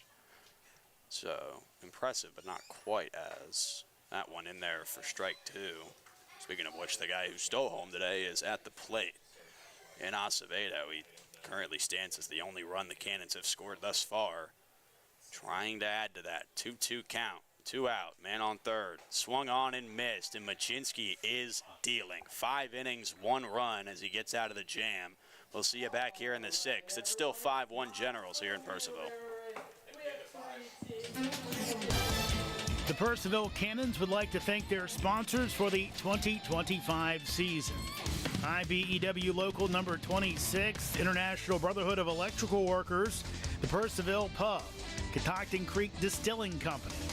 Cannons Baseball is also brought to you by Ridge Performance and Training, Lava Technology Services, Valley Drilling, Valley Energy, Savage Pest Control, Affinity & Company Luxury Hair Lounge, Carrington Homes, Continental Cars, Watermark Woods, DCF Contracting, United Plumbing and Piping LLC, Caseco, Flowers Risk Group, Loughton Construction, Fairfax Coin and Collectibles Exchange, West Trail Wellness and Massage, Norbo Dental, Loudon Lumber, Loudon Valley Floors, Hartley Home Exteriors, Altus Consulting, Shenandoah Sluggers Baseball Club, Keeping It Real Real Estate Team, Shanti Aesthetics, Morningside House, South Fork Dentistry. Thank you to all of the Cannons 2025 sponsors. Welcome back into Purcellville, Virginia. 5-1 game as it stands. It'll be Tristan Kunek taking over on play-by-play duties for the next 2 innings. Thank you, Lincoln. We come back. New pitcher on the mound for the Cannons, number 25, Mason Hoeisel out of Maple Woods Community College. Angel Cruz's night is done after a struggling first inning. He ends up working through 5 innings, 5 runs, 4 of them earned, gave up 6 hits, struck out 6, and walked 1. So after that nightmare of a first inning, he did end up salvaging a solid outing, and I mean, you can't complain as a Cannons fan or in the Cannons dugout there, as they now try to mount a comeback from 5-1 here starting in the 6th inning. Yeah, Hoeisel on the mound on the season, 5.1 innings, 8.43 ERA, so not the prettiest one, but they trust him here to get things settled down and continue to, or not get things settled down, but keep things settled down after we mentioned it a couple times, the good stretch by Cruz there to finish out his outing. He's walked 6 and struck out 6 this season, Hoeisel has, and he'll get, well, it'll be Daniel Smith, Anthony Clavette, and Cole Turner due up. Daniel Smith coming to the plate first. 0 for 2. Reached on an error in the 3rd. And he'll swing at the first one and pop that one foul. Remember, if you find that foul ball, bring it over to He was runner who advanced to second on the air in left field. It scored a run as well. The 1 unearned run on. This one gets by Goitier for a ball. The 1 unearned run on Cruz's total of 5. Mason Hoeisel, the big 6'7", 250 righty, going to Maple Woods Community College. This one again is low for a ball. I'll take the count to 2-1. And don't forget, Beat Mission Ella are coming around the stands with those 50-50 tickets. Get yourself some 50. Interesting, there's no bag of, I believe it's pine tar, right, that they grab on the mound? That would be rosin. That's the rosin, word I was yes. looking for. Rosin. It's That the one- hitters that use the pine tar. that one low for taking the count to 3-1. But yeah, no bag of rosin on the mound tonight. Hoeisel pitched at Metropolitan Community College the past 2 seasons. pitched 5 games in his freshman season, as he'll walk his first batter, Smith, here. Next up for the Generals, number 20. And that will bring up Anthony Clavette.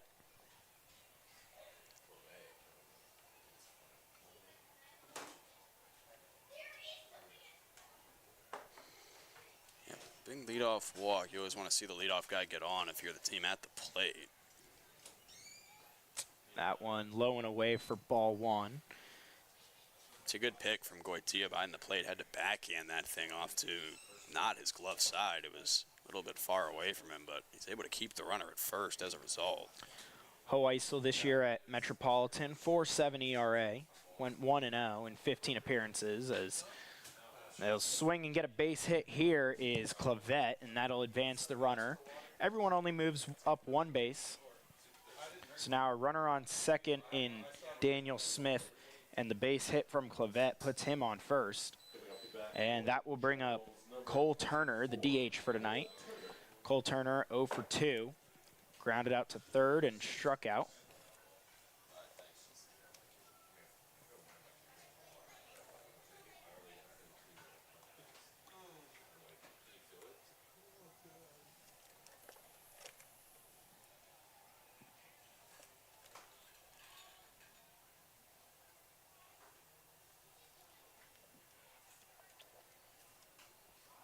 Shows bunt, but fouls it back. I'll run the count to 0-1. Certainly a bunt situation, but you never want to see the first attempt go foul. You only get one more shot at it after that. 2-strike bunt goes foul and you're out. So we'll see if he tries it again or if he just decides to swing away with nobody out. Shows bunt again, pulls back. That one will be low for a ball. Cole Turner on the season, as you mentioned, DHing tonight, but a pitcher, batting 111. 9 at-bats on the season. Tell you what, though, he's been a fantastic pitcher. Checked earlier, it's a 1.86 ERA for him in the 19.1 innings that he's thrown. And runners all go, and Turner will foul that one back, so they'll all have to go back to their respective spots. And that will send the count to 1-2. Final line for Angel Cruz. 5 innings, 6 hits, 5 runs, 4 earned, 1 walk, 6 strikeouts, and then the hit by pitch back in the first inning. It's a solid night, given the start. That one low and away. That'll run the count even at 2-2.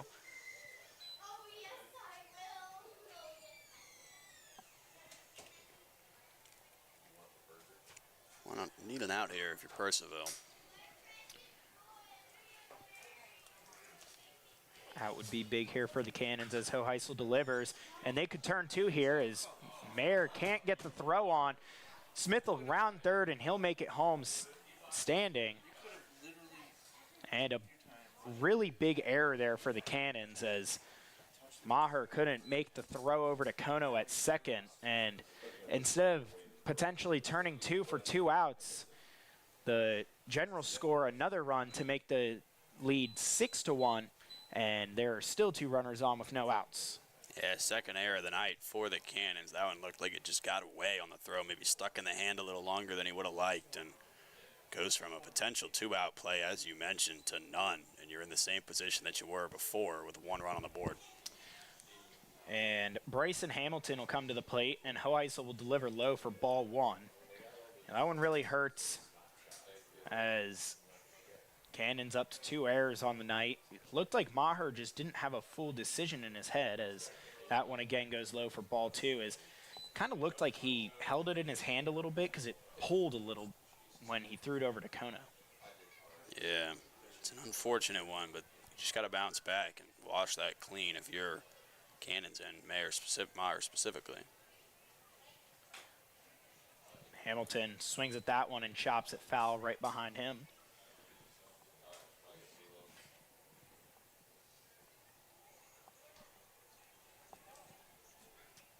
Hamilton at the plate now, Buchanan to follow. Gomez if they get there.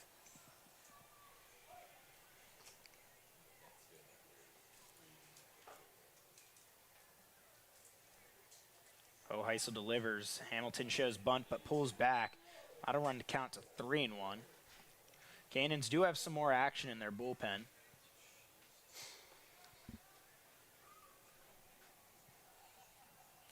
Can't quite get a number. At least I can't. Looked like a single digit, but I don't see a single digit. Hamilton shows bunt again, and that one goes foul. So that'll run the count full. Coitia almost able to make a play on that one. Yeah, as I say, he almost popped up and grabbed that thing, but interesting to see who's in the bullpen. This could be a big out here, though, for Hoheisel on the mound.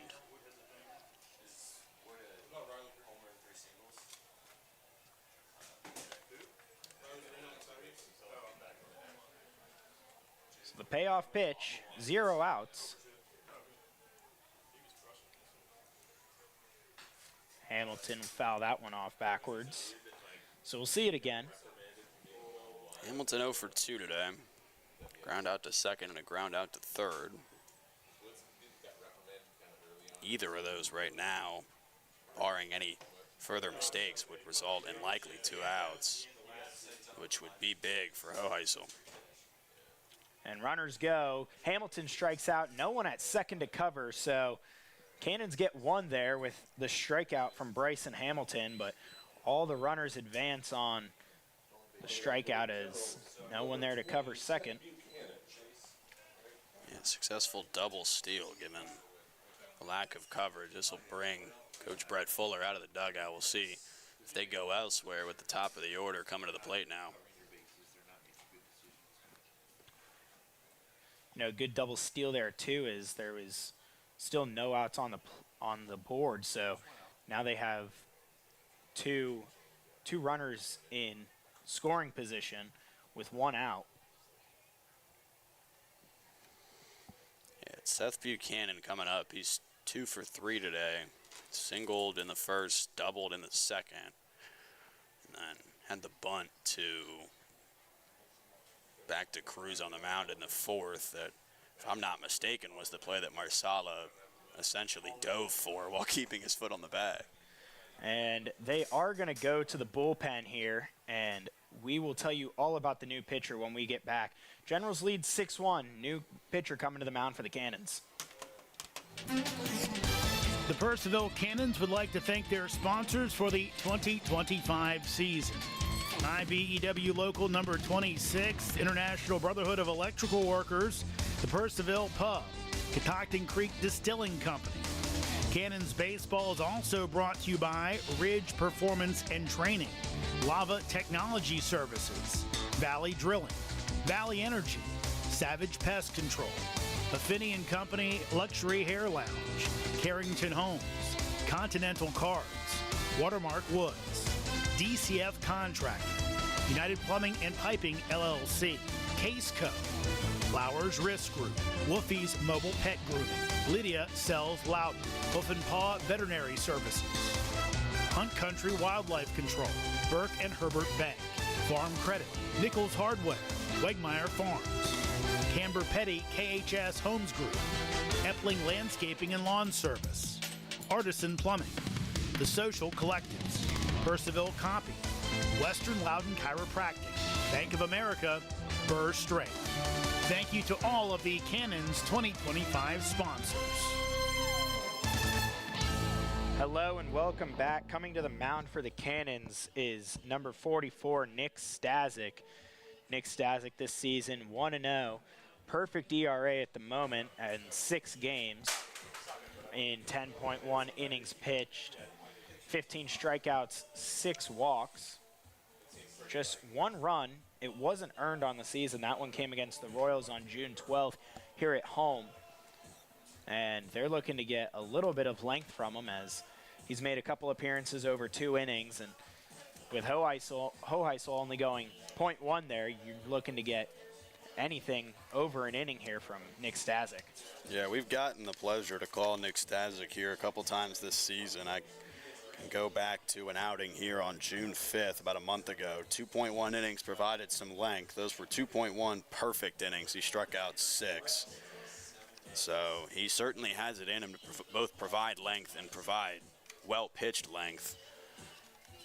See what he can do here. He's coming in a tough spot. 2 runners in scoring position. You never want to see that when you first step onto the field, but he can do his teammate Ho Heisel a huge favor here if he can get out of this one. Runners on second and third for the Generals. Anthony Clavette on third and Cole Turner on second. And Seth Buchanan coming to the plate, as we said before the break. 2 for 3 with a single and a double. He's had a heck of a game thus far. Before he tried to bunt his way onto first in the 4th. Marsala making an amazing catch there to keep him from that. And he'll take the first pitch for a strike. 1 out here. Generals lead 6-1. Generals with 7 hits on the night.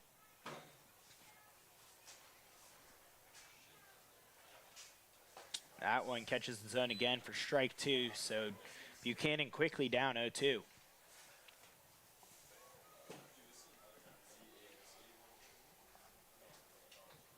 Got a big spot here. You can get a strikeout that'd be even bigger with no double play available. That one will miss high as he's trying to get Buchanan to chase. Count will go to 1-2.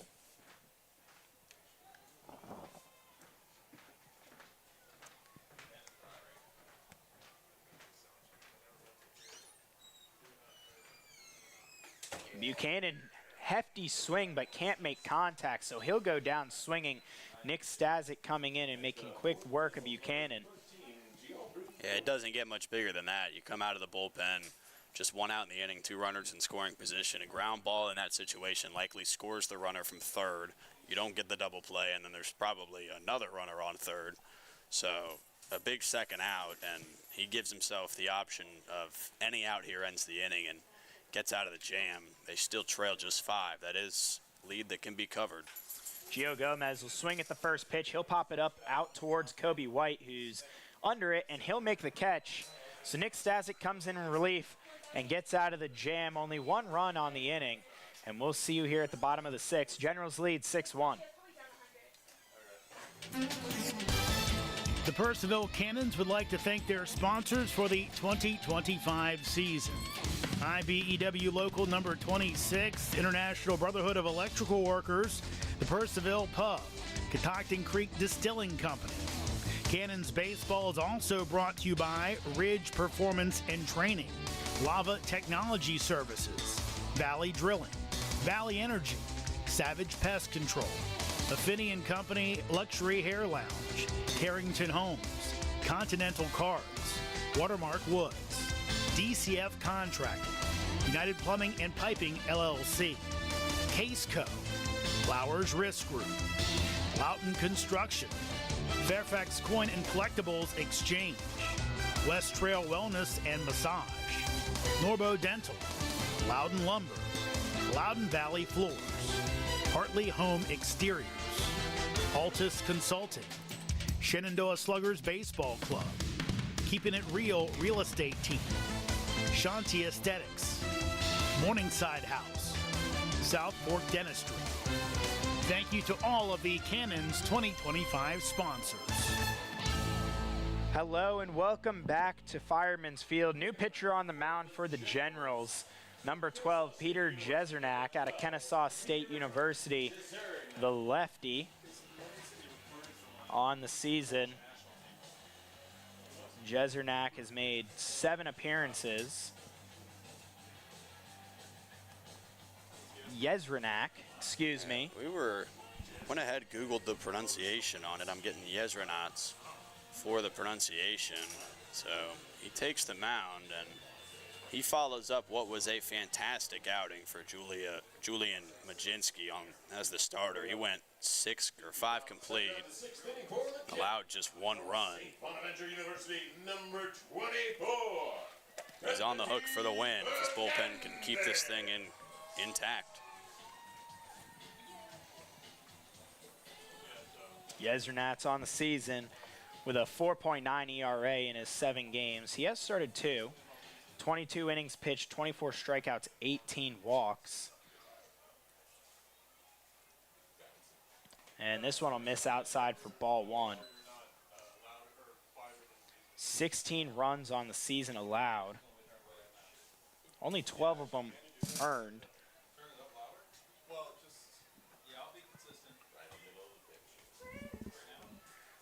Trying to continue what Majinski was able to do as he gets that one in there for a strike. He's facing Fernandez first, who is at a 1-1 count. Gerardo Prado to follow and Thomas Marsala in the hole.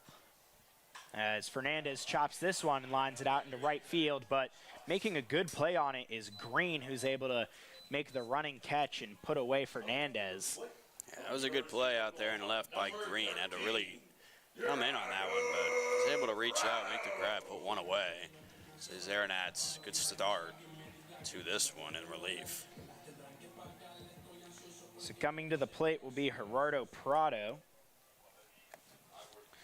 Prado today 0 for 2 with 2 strikeouts. And he'll take that one on the inside for ball one.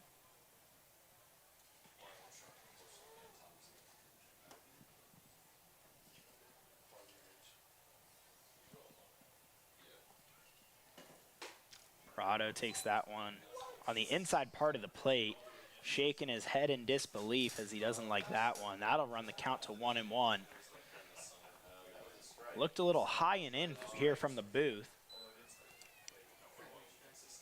That one misses inside. That'll run the count to 2-1. It's a 5-run deficit for the Cannons. That's certainly not overcomable if you can get hot. This team can. And Prado flies up. It's going back, but it's actually in the infield, excuse me, right around second. And he can't make the catch. Prado wasn't running, though, but he'll get there at first anyway, so that'll go down as an E4. Prado popped it up and was just walking towards first. So after Harrington dropped the ball, he looked up, and luckily Prado was able to get on his horse and outrun the play, but that was almost dangerous for Prado as he wasn't running that out. Yeah, I mean, he barely got there. Those are the ones, I mean, you obviously don't want to run those out. You pop one up on the infield, never feels great, but got to at least give it a jog down to first if you're Prado, and in the event that that happens, you're standing on first. So Marsala now comes to the plate. He is 1 for 2 as he takes that first pitch outside for ball one. And that, for any young baseball fans, is why you leg out every single hit off the bat. No matter what, you never know what's going to happen. Even a routine infield fly can pop out of someone's glove as Marsala chops that one to the left field foul. no damage done as he is able to beat it out. Second baseman, I mean, obviously in a little bit of disbelief at himself that he wasn't able to haul that one in, but also I would assume was thinking that Prado was probably standing on first base already. Yeah, after Harrington dropped it, he just kind of shook his head as he was picking up the ball slowly. Wasn't for a couple seconds that he looked up and saw Prado running that he realized. Marsala takes that one on the bottom part of the zone for strike 2. I'll take the count to 1-2. So a base runner on for the Cannons. Marsala, one of the guys with a lot of power here on this team, as he takes that one outside. Hamilton can't quite get it, but still holds Prado on first. I mean, Cannons will take base runners any way they can get them at this point. That's just the third base runner that they've had since the first inning. They've had 2 hits in that span, a double and a single. Both runners were left on base. So they're looking to get anything going here. And they'll need a guy at the plate, Marsala. And Marsala swings and misses on that one. So that'll be a strikeout for Yezernats. And that will bring up number 27, Quinn Maher, playing third base tonight. Also 1 for 2. It's been a good relief outing for Zaranatz. He's obviously got 3 outs if the second baseman makes the grab, but he works around the error there to get the second out. Now it's up to Maher to try and make it happen. Maher watches that one outside. Hamilton can't get a hold of it, so Prado goes. But the throw a little cut off a little too short by Buchanan, so Prado will make it to second safely. I want to go down in the books as a stolen base with the ball not really getting past the catcher. Good Heads up showing base of having a head on a swivel there as Mayer swings that one foul. Count it 1-1. Yeah. What's up? Request. No, go back. Your mother said place. Is she here? I didn't see her. Yeah, she's here. I just come up to tell you. Okay. Maher checks that one. Ball gets away again, so Prado will advance to third. Now first to third on a couple of passed balls and wild pitches there. Yeah, that one ruled a wild pitch. But yeah, so it's a big swing for the Cannons if they can get Prado to come around. Another run just 90 feet away for the Cannons. A huge run for them at that. As Mayer pops that one foul. Couldn't quite tell where it went at first up here in the booth. Yeah, that looked the same as the fly to second that was dropped. That one went up. I thought it was going to hit the roof of the building we're sitting in, and all of a sudden the second baseman's got his glove up in the air. I thought that last hit from Mayer was drilled, but it was a foul. But that one is popped out to left and drifting foul. In the bullpen. And it will go foul. Lost sight of it behind the fence. Maher with another foul off. Counts even at 2-2. 2 outs. Kono on deck if they get there.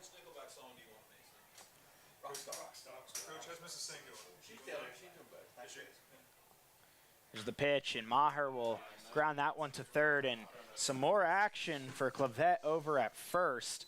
That'll end the inning as Prado can't come across. General still leads 6-1 as we go to the top of the 7th. The Purcellville Cannons would like to thank their sponsors for the 2025 season. IBEW Local number 26, International Brotherhood of Electrical Workers, the Purcellville Pub, Catoctin Creek Distilling Company. Cannons Baseball is also brought to you by Ridge Performance and Training, Lava Technology Services, Valley Drilling, Valley Energy, Savage Pest Control, Affinity & Company Luxury Hair Lounge, Carrington Homes, Continental Cards, Watermark Woods, DCF Contracting, United Plumbing and Piping LLC, Case Co, Flowers Risk Group, Wolfie's Mobile Pet Grooming, Lydia Sells Loudon, Hoof and Paw Veterinary Services, Hunt Country Wildlife Control, Burke and Herbert Bank, Farm Credit, Nichols Hardware, Wegmeyer Farms, Camber Petty KHS Homes Group, Epling Landscaping and Lawn Service, Artisan Plumbing, The Social Collectives, Purcellville Copy, Western Loudon Chiropractic, Bank of America, Burr Strength. Thank you to all of the Cannons 2025 sponsors. Hello and welcome back to Fireman's Field here for the 7th inning. Nick Stasic remains on the mound for the Cannons as he finished out the last 2 outs of the 6th. He will see the heart of the order here with Kaiser Harrington, Noah Murray, and James Green coming up. Stasic coming in with a huge inning in relief, only allowing 1 run to come across the plate. Not his, Hoeisel allowed that one to come, and actually wasn't even earned. So 1 unearned run across the plate in the last inning, but Stasic with 2 runners in scoring position came in and was able to strike out 1 and popped out to left over to Kobe White and got out of the jam. Yeah, it was a great effort in relief. Slam the doors, the term I would use. You leave 2 runners in scoring position, bring your guy out of the bullpen, and just strike out and fly out to left. It only took him, I think, 4 or 5 pitches or something to do it. So he's ready to go here in this next one. As that first pitch catches the zone for strike 1, Stasic trying to keep the score at 6-1 here. General's lead.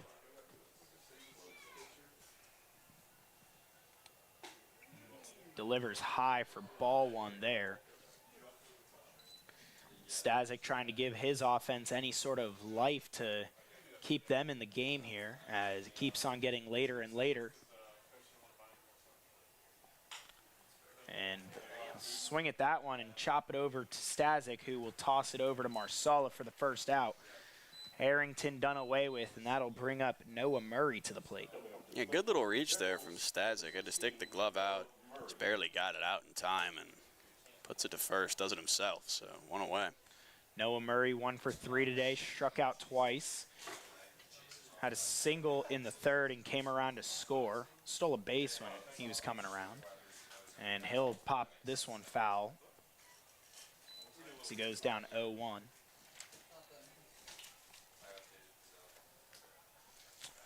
As they mentioned earlier, Murray supposed to be a cannon last year.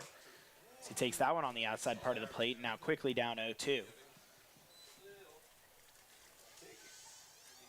Stasic looking to keep his team in this thing.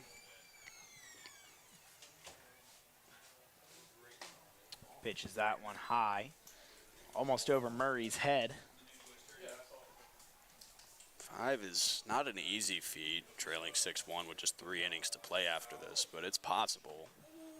And he'll line that one back foul. But that being said, it's only possible if your bullpen here can continue to pitch scoreless innings. You know, offense obviously has to do their part, but you can't let the lead balloon any further than this if you're looking for a chance to make this thing a game. Bullpen needs to continue to hold down the fort, like you said. Offense needs to get going in some way as Stasic delivers high again, and that'll run the count even 2-2. Offense needs to get some sort of life going. General's offense has kind of faded since that first inning. Only 2 runs since. As that one goes high again, and that'll run the count full. It's James Green on deck. He's 0 for 2 today. He was hit by a pitch back in the first inning. It did bring in a run. He would also come around to score on the double later in that inning. He'll pop that one up, and that one drifting over towards right field, and Fernandez will make the catch. So that'll be 2 away for the Generals. That'll bring up James Green, who is 0 for 2 officially. He was hit by a pitch in the first inning. He came around to score, and then struck out and popped out to center. Good work from Stasic here to start this inning. Just 2 outs, doesn't put anybody on. Give yourself variety of options here. If he gets a hit, it's not the end of the world. The only damage that can occur to you in this situation is a home run. James Green is capable of those. 919 OPS. That one outside for ball 1. I mentioned the OPS. That's a 492 slugging percentage. And he'll go around on that one for strike 1. He does not have a home run yet this season, but he does have triple and 7 doubles, so there is power in that bat.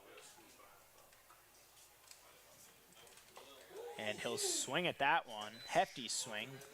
He can't make contact, so that'll be strike 2.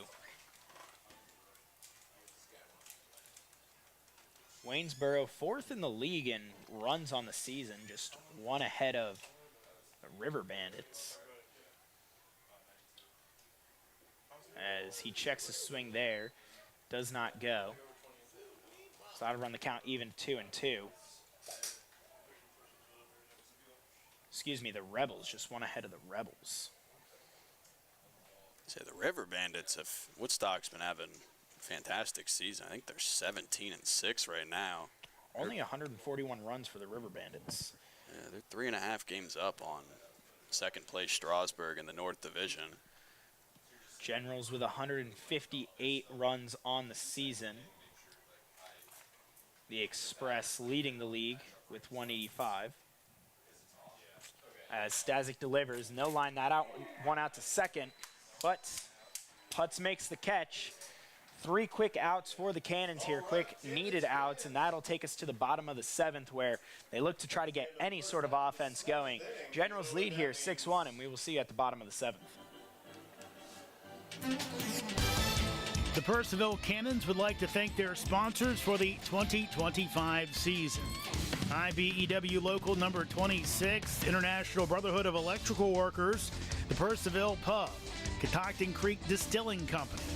Cannons Baseball is also brought to you by Ridge Performance and Training, Lava Technology Services, Valley Drilling, Valley Energy, Savage Pest Control, Affinity & Company Luxury Hair Lounge, Carrington Homes, Continental Cars, Watermark Woods, DCF Contracting, United Plumbing and Piping LLC, Case Co, Flowers Risk Group, Loughton Construction, Fairfax Coin and Collectibles Exchange, West Trail Wellness and Massage, Norbo Dental, Loudon Lumber, Loudon Valley Floors, Hartley Home Exteriors, Altus Consulting, Shenandoah Sluggers Baseball Club, Keeping It Real Real Estate Team, Shanti Aesthetics, Morningside House, South Fork Dentistry. Thank you to all of the Cannons 2025 sponsors. Zaranitz returns to the mound for the Generals, and we apologize if we are not getting that name right to any family or friends of Zaranitz. But he will come back to the mound. Saw 4 batters in the last one. Parado reached on an error, but outside of that, unblemished inning as Ski Kono shows bunt, but pulls back for a ball. Kono on the day. He's had a tough day so far. He's 0 for 2 ground outs.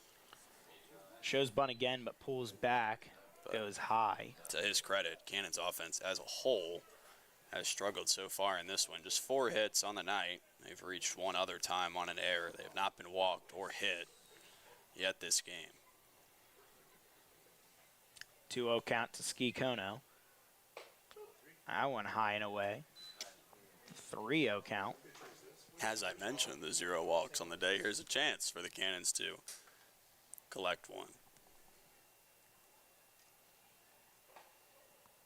And they will. Ski Kono with a 4-pitch walk as he pulls back on that bunt in time. And that'll bring up A.J. Goitia. Cannons with another base runner on their first batter. Yeah, it's just big to get the leadoff guy on air when you need base runners and runs in a hurry. Just the second batter to reach as the leadoff guy. Goitia coming to the plate 0 for 2 today with a strikeout and a fly out to left, excuse me. And he'll take that one low and away for ball 1. Goitia blasted that home run against the Express just a couple nights ago for his first of the season. And he'll take that one high and away for ball 2.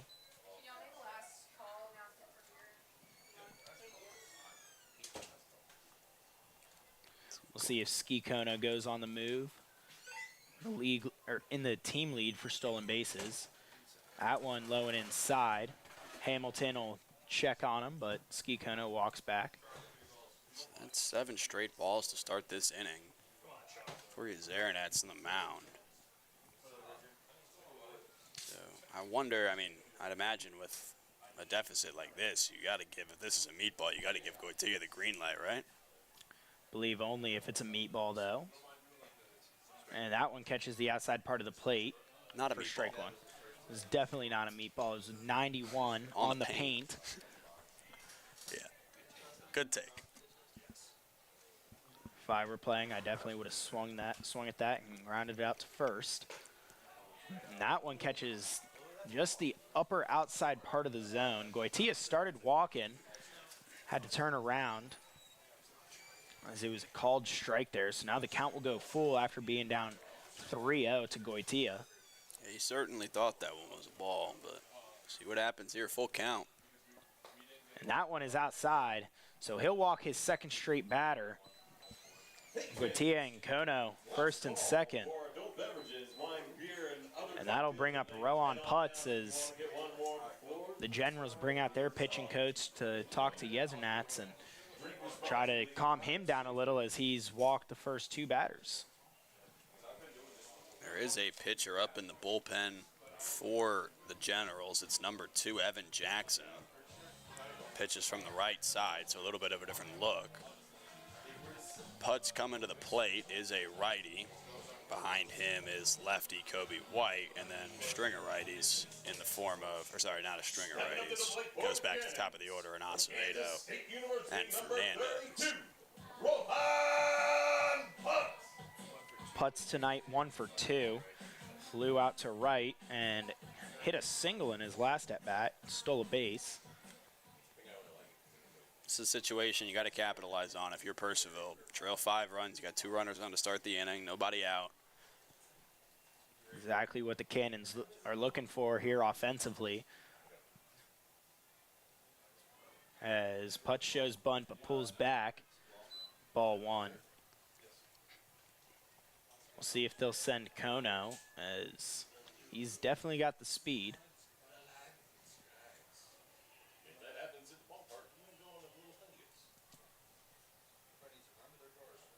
Putz showing bunt again. He'll lay it down. They look third, but can't get there. Putz beats out the throw. So the glance to third costs them an out. And now the bases are loaded for the Cannons, with Kobe White coming to the plate, who we saw lay down an RBI bunt against the Express a couple days ago. Yeah, that's a big one. He definitely took a little bit too long of a glance over there to third base.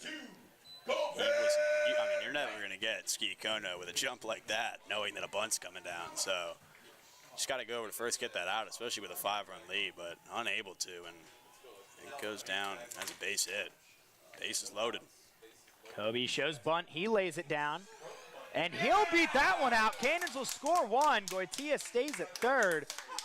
Cannons now down 6-2 as Kobe White does it again, as Yezernats can't quite field the ball, trying to backhand it to get it over to first in time.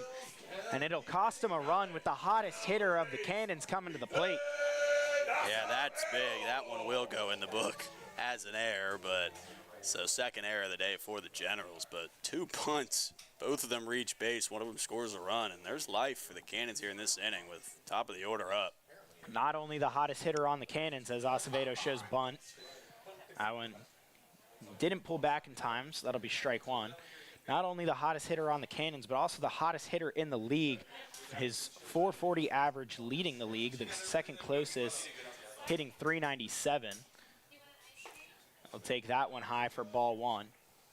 Cannons with the bases loaded. Goitia on third, Putz on second, and White on first. No outs here, down 6-2. One swing of the bat could tie this one up.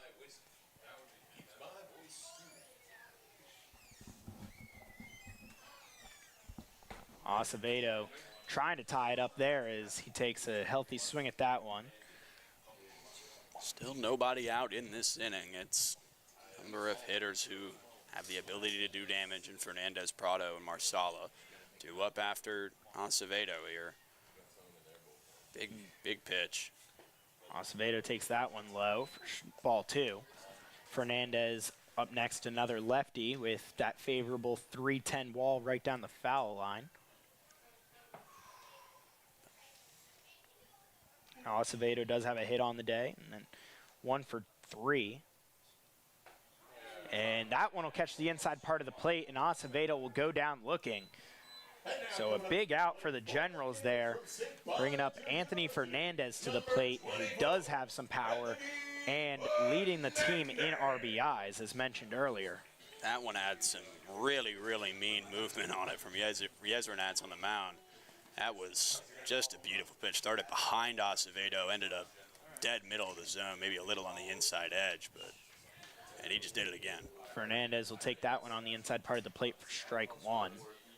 It's a tough pitch to hit if he can land that. Yezernats starting to get some pitches across the plate now, as Fernandez will take that one inside for ball 1. Starting to get some pitches across the plate now with the bases loaded. Obviously getting that strikeout looking there huge, as a double play would end the inning, which is what you need if you're the Generals with the bases loaded. Fernandez pops that one foul backwards. It's a lot of power coming up in the next couple batters. Fernandez here at the plate with 3 home runs on the season. Then you have Gerardo Prado behind him, who has a home run, and Marsala behind him, who just opened the floodgates after hitting his first home run of the season just a couple games ago. Fernandez will chop at that one low and away. He'll go down swinging. I would imagine that might be Ezernat's last batter. He is pretty dialed in right now, but a righty's coming to the plate. I don't see Coach coming out, though, so looks like they're going to let him hang around and try and get this third out. It's a great stretch there for him. 2 straight Ks with the bases loaded, and the Cannons are in danger of forfeiting an incredible situation here to put a serious dent in this lead. They've got just 1 this inning. Yeah, you would not want to see the Cannons go down with bases loaded when they could potentially tie it up here, as Prado swings through that one for strike 1. Yeah, that's when you're trying to mount what was a 5-run comeback is now a 4-run comeback. The last thing you can do is strand the bases loaded with nobody out. Prado swings at that one, but that one will fade right foul. He's 1 strike away from getting out of this will be one of the more impressive jobs done in this big of a jam that I've seen while calling games. Came on and loaded the bases immediately before recording the first out. And he'll do it again. He'll strike out Prado swinging, but loads the bases immediately, and the Cannons will leave them loaded as they only score 1. Generals lead 6-2 going to the 8th inning. The Purcellville Cannons would like to thank their sponsors for the 2025 season. IBEW Local Number 26, International Brotherhood of Electrical Workers, the Purcellville Pub, Catoctin Creek Distilling Company.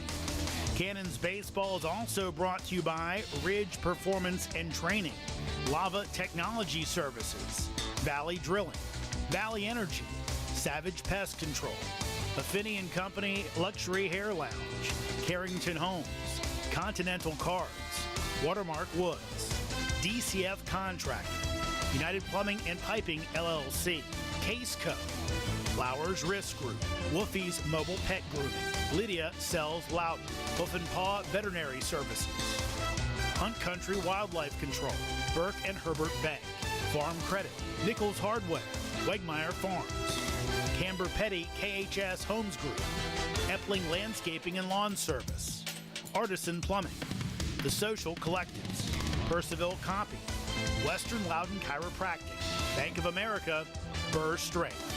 Thank you to all of the Cannons 2025 sponsors. Hello and welcome back to Fireman's Field. Leading you the rest of the way will be Lincoln Burkholder as we go through the 8th and the 9th here and finish out this game. Yeah, it's the 8th inning here in Purcellville, Fireman's Field, obviously. Pretty packed house tonight. Numbers have started to thin as the night's got on. It's 9-14 as it stands. It's actually been a relatively quick game to this point.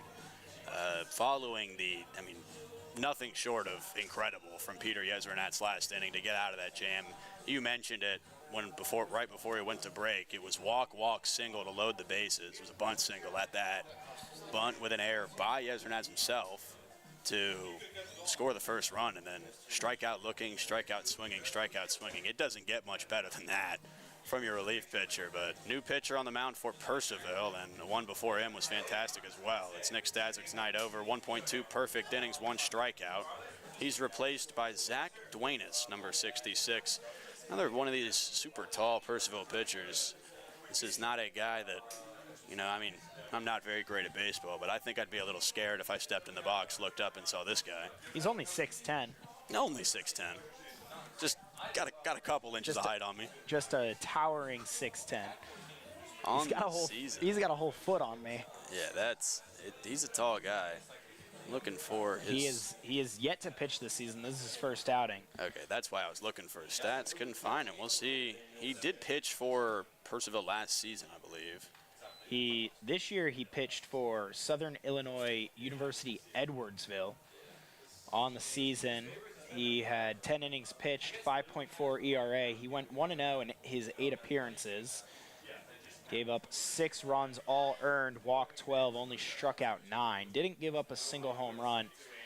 .206 opponent batting average.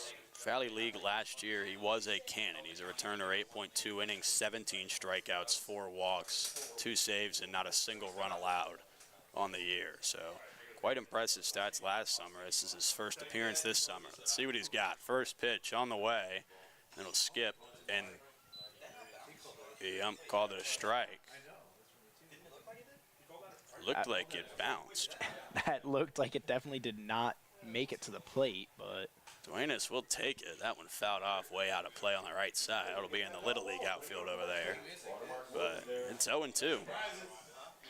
yeah, a little bit of a weird first call there. Everyone up here in the booth thinking that it was a I mean, I saw ball. the dirt fly. I feel like it definitely bounced. That one going to miss high. Ball 1.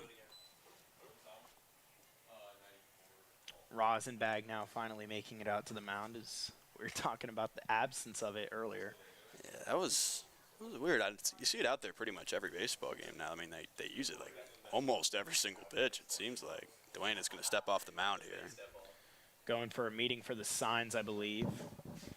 He's looking a little confused. It's one of those things that, I mean, a lot of these guys probably used to pitch comm at the college level. I would assume no pitch comm available here. You got the catcher calling him the old classic way, but Going old school. yeah, but so obviously we mentioned first outing of the year. Got to take some time, figure out these signs and get settled. But he's got a good at bat going here. 1-2 count to the leadoff man, Daniel Smith. He is 0 for 2 today. Reached on the air and left a second time up, walked his third time up, and struck out swinging back in the first.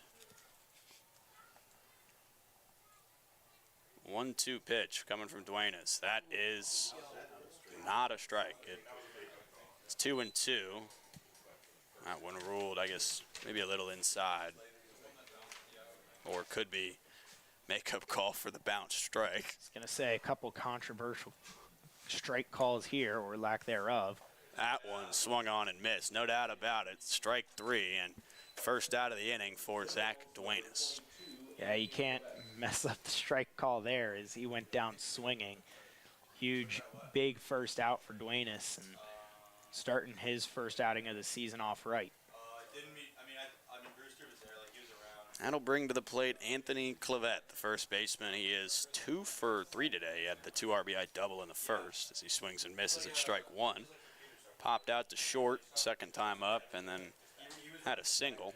Went all the way to third, but didn't come around to score back in the 6th. 0-1 pitch. Swung on and missed again. Duenas is looking good so far. 0-2 count. That fastball is just absolutely destroying these two hitters. It's reaching, his last pitch was 92, this past pitch 91. See if he goes back to it here. He Right does. back to it. You were just talking about that's 92, and gone on strikes is Anthony Clavette. 2 in a row, both swinging, and Cole Turner will step in with 2 outs, nobody on.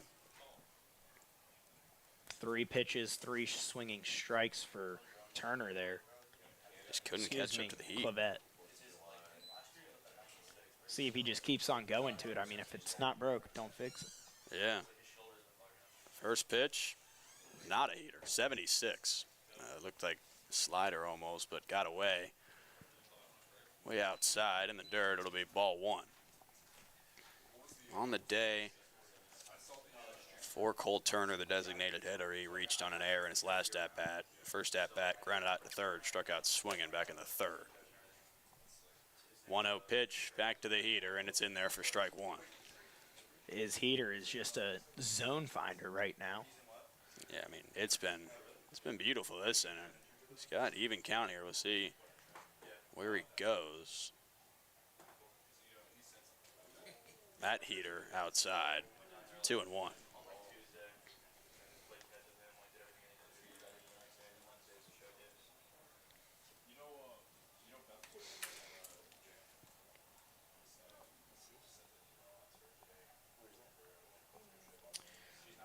His father, Tony, is a Southern Illinois University Edwardsville Hall of Famer. That one swung on and missed. 92 on the gun once more. 2-2 now. His father was also a baseball player from 84 to 87 who hit .335 in 172 games. I can see why he's a Hall of Famer. And previously held the single season and career home run records with 15 and 30. That one swung on and missed by Cole Turner, and it's strike three. 3 swinging strikeouts for Zach Duenas, and Purcellville will come back to the dish in the bottom of the 8th, still trailing 4. The Purcellville Cannons would like to thank their sponsors for the 2025 season. IBEW Local Number 26, International Brotherhood of Electrical Workers, the Purcellville Pub, Catoctin Creek Distilling Company.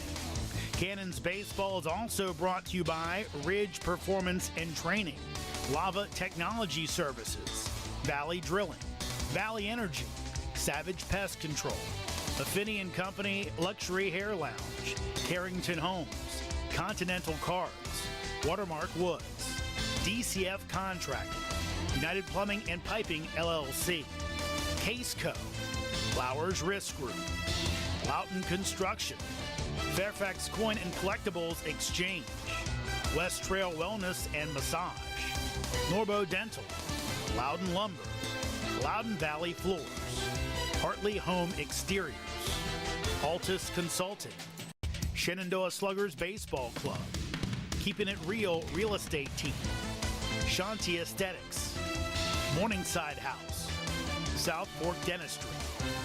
Thank you to all of the Cannons 2025 sponsors. Welcome back into Purcellville. 6-2 the score. Waynesboro on top. We're in the bottom of the 8th here, and it remains Peter Yezernats on the mound for the Generals, as he has pitched 2 scoreless innings in relief, I believe, yes. One run allowed last inning, so 1 run in those 2 innings. He was fantastic to end the previous inning, and he'll get the first baseman batting from the left side, Thomas Marsala, to lead off the bottom half of the 8th. First pitch popped up.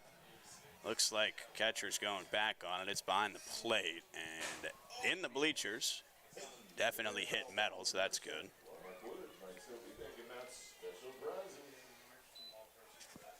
Kind of a weird call here to bring out Yezernats back after he walked. He loaded the bases at first and scored a run before he even made his first out. I mean, that's that breaking ball in there for strike 2, but yeah. Maybe it's with 3 straight lefties coming up. Potentially. He is at 44 pitches, 45 after that one. But he's ahead 0-2 on Marsala here. Kicks and fires. Swung on, grounded, foul down the right side. Cannon's going to try to spark some offense like they did in the last inning and try to keep it up there this time. Indeed. As only able to mark down 1 in the last inning after loading the bases. We've got 6 outs to use. That one into left center, closer to center, and it's down for a base hit. Marsala does what the team needs him to do. It's a leadoff man on board. That'll bring Quinn Meyer to the plate. Doubled earlier today. 1 for 3 overall. Does bat from the left side as well, so you were correct. That is likely why they left him out here. Yezernats on the mound. Lefty, lefty, lefty to start this inning. Then followed by a righty. Goitia is a righty. That one caught at first, and he is not going to be able to get back. That is just an unfortunate play. Line to first, and Marsala took off, was obviously leading, and wasn't going immediately back, thinking that one would probably get through. But right at the first baseman, Clavette, he's ready for it, and it's a double play. So quickly 2 gone now for Ski Kono. That looked good for him at first, but Clavette standing there and didn't even really have to move. Kono shows bunt, pulls back, ball 1-0 count here. Like you mentioned, Marsala was taking the lead, and Clavette was standing there in between first and Marsala. That one low in the dirt, ball 2.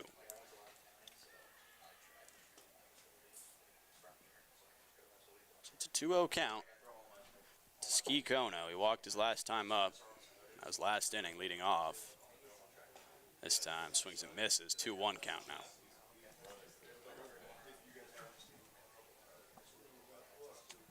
Marsala also just knew it was done as he just kind of stood there and waited for Clavette to come over and tag him. That one misses, ball 3.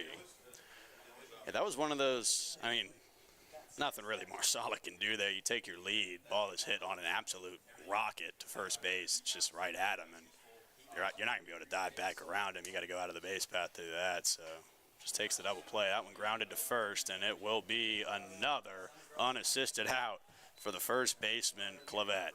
He completes all 3 outs this inning, and that will do it for the bottom of the 8th. Cannons go down in order, and we head to the 9th. It's still 6-2 Generals here at Fireman's Field. The Purcellville Cannons would like to thank their sponsors for the 2025 season.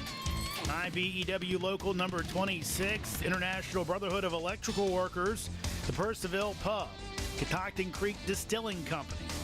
Cannons Baseball is also brought to you by Ridge Performance and Training, Lava Technology Services, Valley Drilling, Valley Energy, Savage Pest Control, Affinity & Company Luxury Hair Lounge, Carrington Homes, Continental Cards, Watermark Woods, DCF Contracting, United Plumbing and Piping LLC, Case Co, Flowers Risk Group, Wolfie's Mobile Pet Grooming, Lydia Sells Loudon, Hoof and Paw Veterinary Services, Hunt Country Wildlife Control, Burke and Herbert Bank, Farm Credit, Nichols Hardware, Wegmeyer Farms, Camber Petty KHS Homes Group, Epling Landscaping and Lawn Service, Artisan Plumbing, The Social Collectives, Purcellville Copy, Western Loudon Chiropractic, Bank of America, Burr Strait. Thank you to all of the Cannons 2025 sponsors. Welcome back to Fireman's Field here in Purcellville, Virginia. We got one more inning on tap, barring a comeback. It's 6-2 in favor of the visiting Waynesboro Generals as it stands.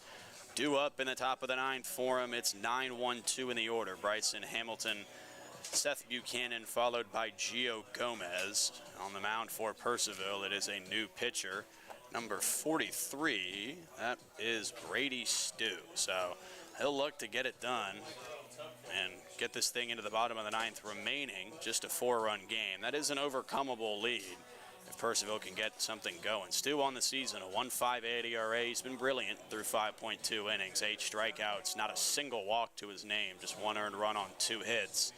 So he does have a save this year. This is, unfortunately for him, not a save situation. His team trailing by 4, but it is a situation where they need no more runs allowed. So Stu going to come in, try and get this thing sorted in the top of the 9th after a perfect inning with 3 Ks from Zach Duane his last inning.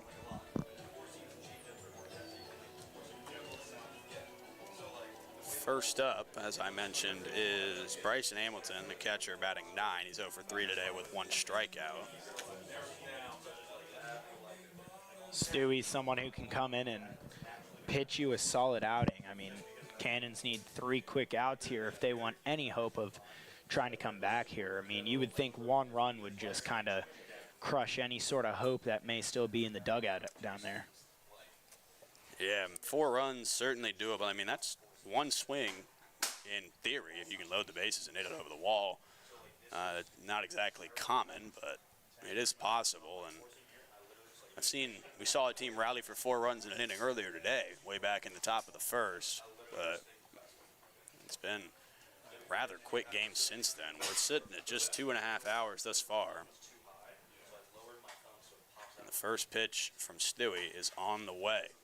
Swung on and missed for strike 1.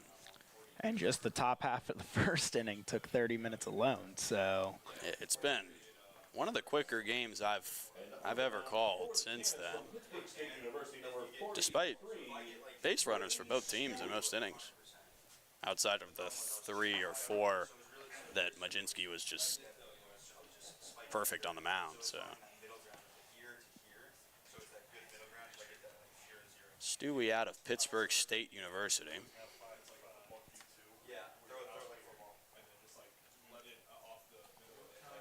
It's an 0-1 count. See what he does. That one outside, ball 1.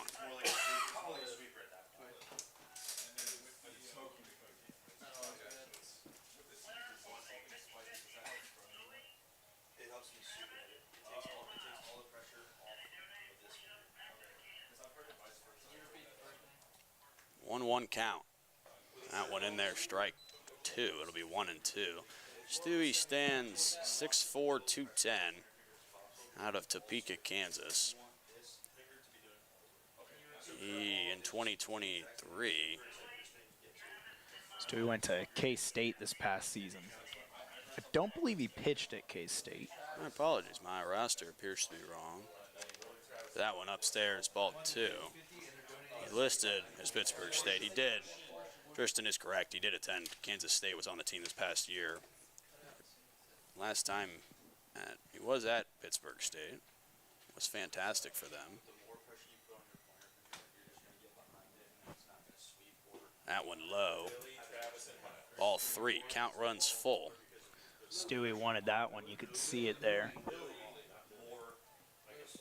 He is a strikeout guy back at Pittsburgh State. 34.1 innings, 57 Ks, just 20 walks. So a good ratio there.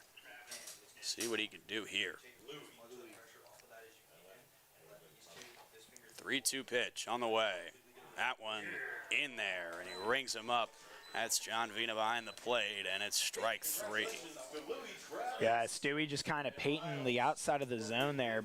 I mean, living by that pitch, dying by that pitch. Right there, he lives by it as catches the bottom part of the zone to get him looking. And Hamilton thought he was walking after he saw a similar pitch just the pitch before, called a ball. Yeah, that one. He's been going for those corners and that edge of the zone, and he finds it there, rings him up. And that's the 4th straight strikeout for Cannon's pitching so far. That one going to miss inside, maybe a little high as well, ball 1. Yeah, it goes back to last inning where Dwayne has actually obviously struck out the side. So 4 in a row now. That brings the play top of the order in Seth Buchanan, shortstop. 2 hits today. That one lifted into left field. It's going to be shallow. White coming in on it. He will make the play for out number 2. Getting exactly what you need is that's now 11 straight outs for Cannon's defense. Haven't seen a base runner since the 6th inning. Bullpen has been fantastic tonight. Just 1 run to their name, and it scored on an error. So no earned runs for the Cannons bullpen. One thing you can't complain about the pitching after that first inning is that they've kept you in the game. Indeed, that's strike 1 in there at 90 miles an hour. 0-1 count to the 2-hitter. That's Gio Gomez. Had a single back in the first, walked as well. Since then he's hitless, but solid game for Gomez, batting from the left side. 0-1 pitch. Checked at, he did not go. It's low, ball 1.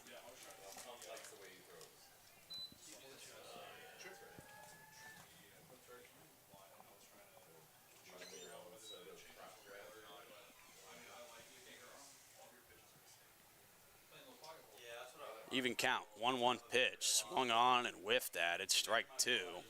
So Stewie 1 strike away from getting out of this thing.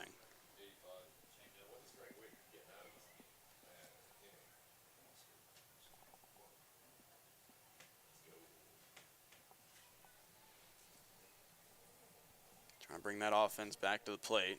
The chance to rally in the 9th. That one going to skip in the dirt. Ball 2.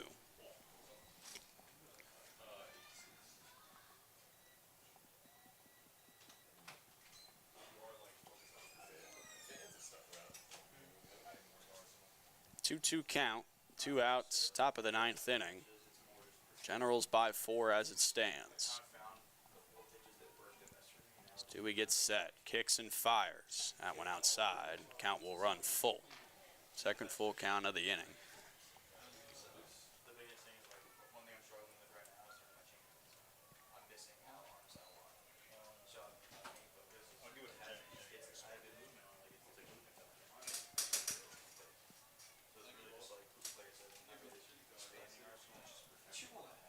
So another payoff pitch on the way. That one fouled off. We'll do it again.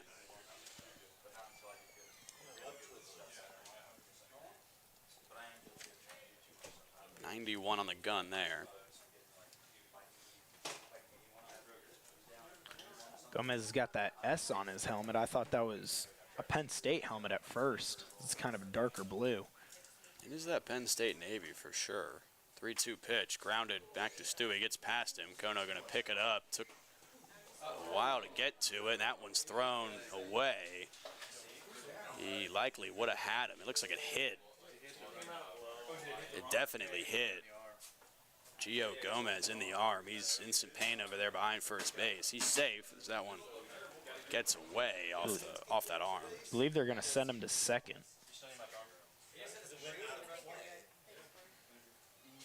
I didn't happen to see whether or not that ball went out of play, but if it did, yeah, so he will head to second. There he goes. So it is an E6 on Ski Kono. A rare error from Ski Kono defensively.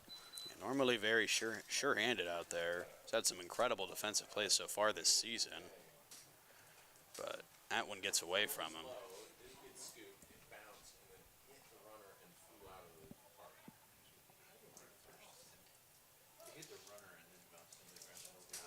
So a runner on second with 2 gone for Kaiser Harrington. He's 1 for 3 today with a single back at first. He came around to score on that as well. Swings and misses here for strike number 1. So that is the first base runner since you mentioned back in the 6th inning, but still not tagged to the pitching. And it's 0-1. Stewie tries to get out of it now. That one just misses the outside edge. Ball 1.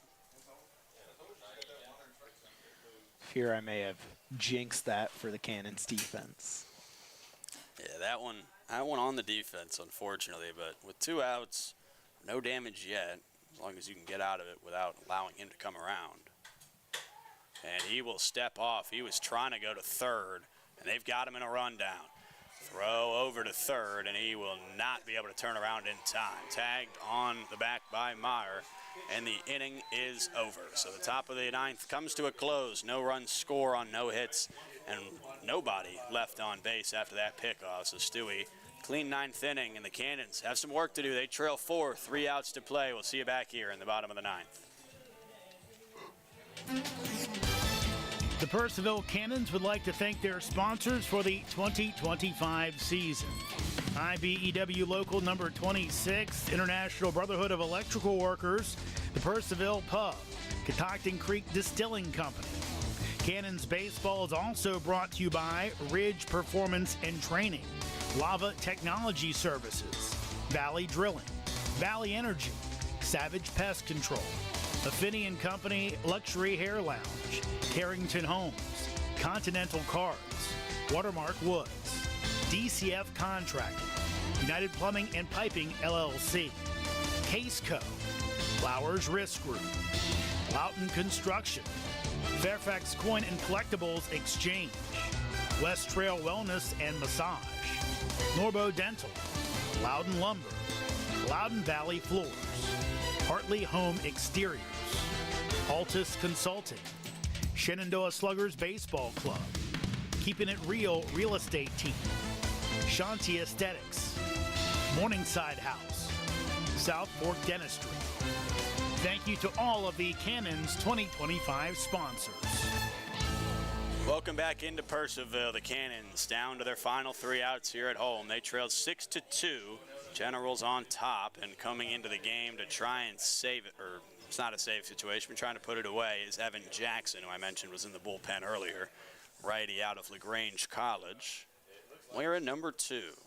Due up for the Cannons in this do or die bottom of the 9th is A.J. Goitia, Rowan Putz, and Kobe White back to back, and then Ethan Acevedo in the top of the order stand due up after that if one of them or multiple, if in the Cannons' favor, get on base. Here we go. Bottom of the 9th underway. That one skips in the dirt and comes back towards us off pretty wicked bounce there. Evan Jackson on the season, 0-1, 5.40 ERA in his 2 appearances, only 3.1 innings pitched, struck out 4, walked 3, only 2 runs both earned. That one in there for a strike. Count evens up 1-1. Last pitched on June 27th, his only earned run, just enough to give the Tom Sox the win in a close 3-2 loss on June 27th. 1-1 pitch swung on and missed by Goitia. He was trying to do some damage to that one, and it's 1-2. Jackson also pitched in 10 games at LaGrange College with a mirroring 5.4 ERA there in his 10 appearances. 0-2 there. That one grounded over to third base, picked up and thrown on in time. It's a good play from Murray over there, and there's one away here in the bottom of the 9th. Yeah, great player by Murray there as he was able to pick it up on the run and throw it on the run on target and get Goitia to get that quick first out as the Generals are trying to keep their 4-run lead and walk out of here unscathed. Yeah, those crossbody throws are no joke. Murray made that one look easy. And there's one away. Generals looking for a much-needed win as they're now 10-15. That one is called a ball, 1-0.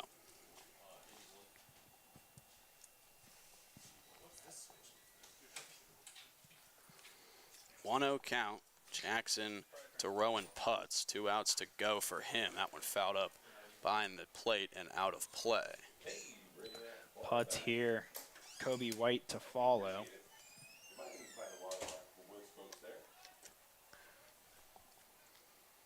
1-1 count. 1 out, bottom 9. 6-2 Generals. Nobody on. That one nearly gets him up and in, and that'll miss ball 2. Say favorable situation seeing the bottom 3 hitters, but the bottom 3 hitters for the Cannons have been the ones producing most of the offense for the Cannons.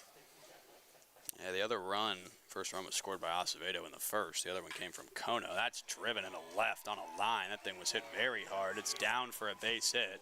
So Rowan Putz looking to get things started. That's his 3rd straight single tonight. Yeah, just pulls that one real well. Lines it out into left. No chance for Green out there in left field. Easy little single there as he brings White to the plate. Now giving White a chance to lay down his pretty significant bunts that he's been able to lay down. The question is whether or not he will with just 2 outs to play with in the game, trailing by 4. He does not. He's swinging away, and that one's fouled off out of play. Now, that being said, he has reached base on, I believe, 3 of his last 4 bunts, going back to, I guess he could have had some last night, but 3 of the last 4 bunts that I've seen here at home. 0-1 pitch. It's going to be in there, strike 2. Especially if you put it down the third baseline. Yeah. Third baseline would be where you want it. In the on-deck circle is Ethan Acevedo, the leadoff man. Cannons chasing 4, so they got to keep it going here. It's an 0-2 pitch on the way to White. Takes off for second. Throw will not be in time. Steals the second easily.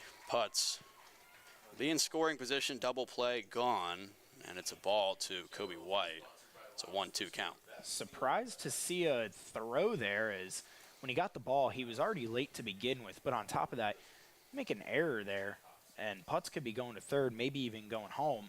I mean, what's the cost of one base there is you're still up 4. It wasn't interesting. He's going for third now. That one's outside and no throw this time. He decides better against it. And that is, I mean, he was once again safe, throw or not. That was, He's flying around the bases right now. 2 stolen bases in a row, 2 balls in a row, and it's 2-2 to Kobe White. Jackson deals. That's going to miss way upstairs. Full count to Kobe White. Like I mentioned, the top of the order stands on deck. Acevedo is 1 for 4 today behind White. White trying to make something happen here in a full count. Swings. It is on the ground to first, picked up, and he will step on the bag. 1 run scores in the form of Rowan Putz, but Evan Jackson is just 1 out away from finishing this thing off. Number 84, Ethan Acevedo. So the RBI ground out from Kobe White makes it a 6-3 ball game, and that will bring to the plate Ethan Acevedo, as I previously mentioned. He stands in for the 5th time today. Clavette has now been responsible for 8 outs by himself. That is a truly wild stat. That one fouled off, 0-1. Multiple ground outs over to him, as well as that line out double play. Yeah, last inning in the 8th, he was single-handedly responsible for every out recorded. He had the line out double play that you just mentioned, and then followed that up by a ground out to himself. So he's been really, really busy over there, and I'm sure he'd love to be busy one more time with this team 1 out away from their 11th win of the season.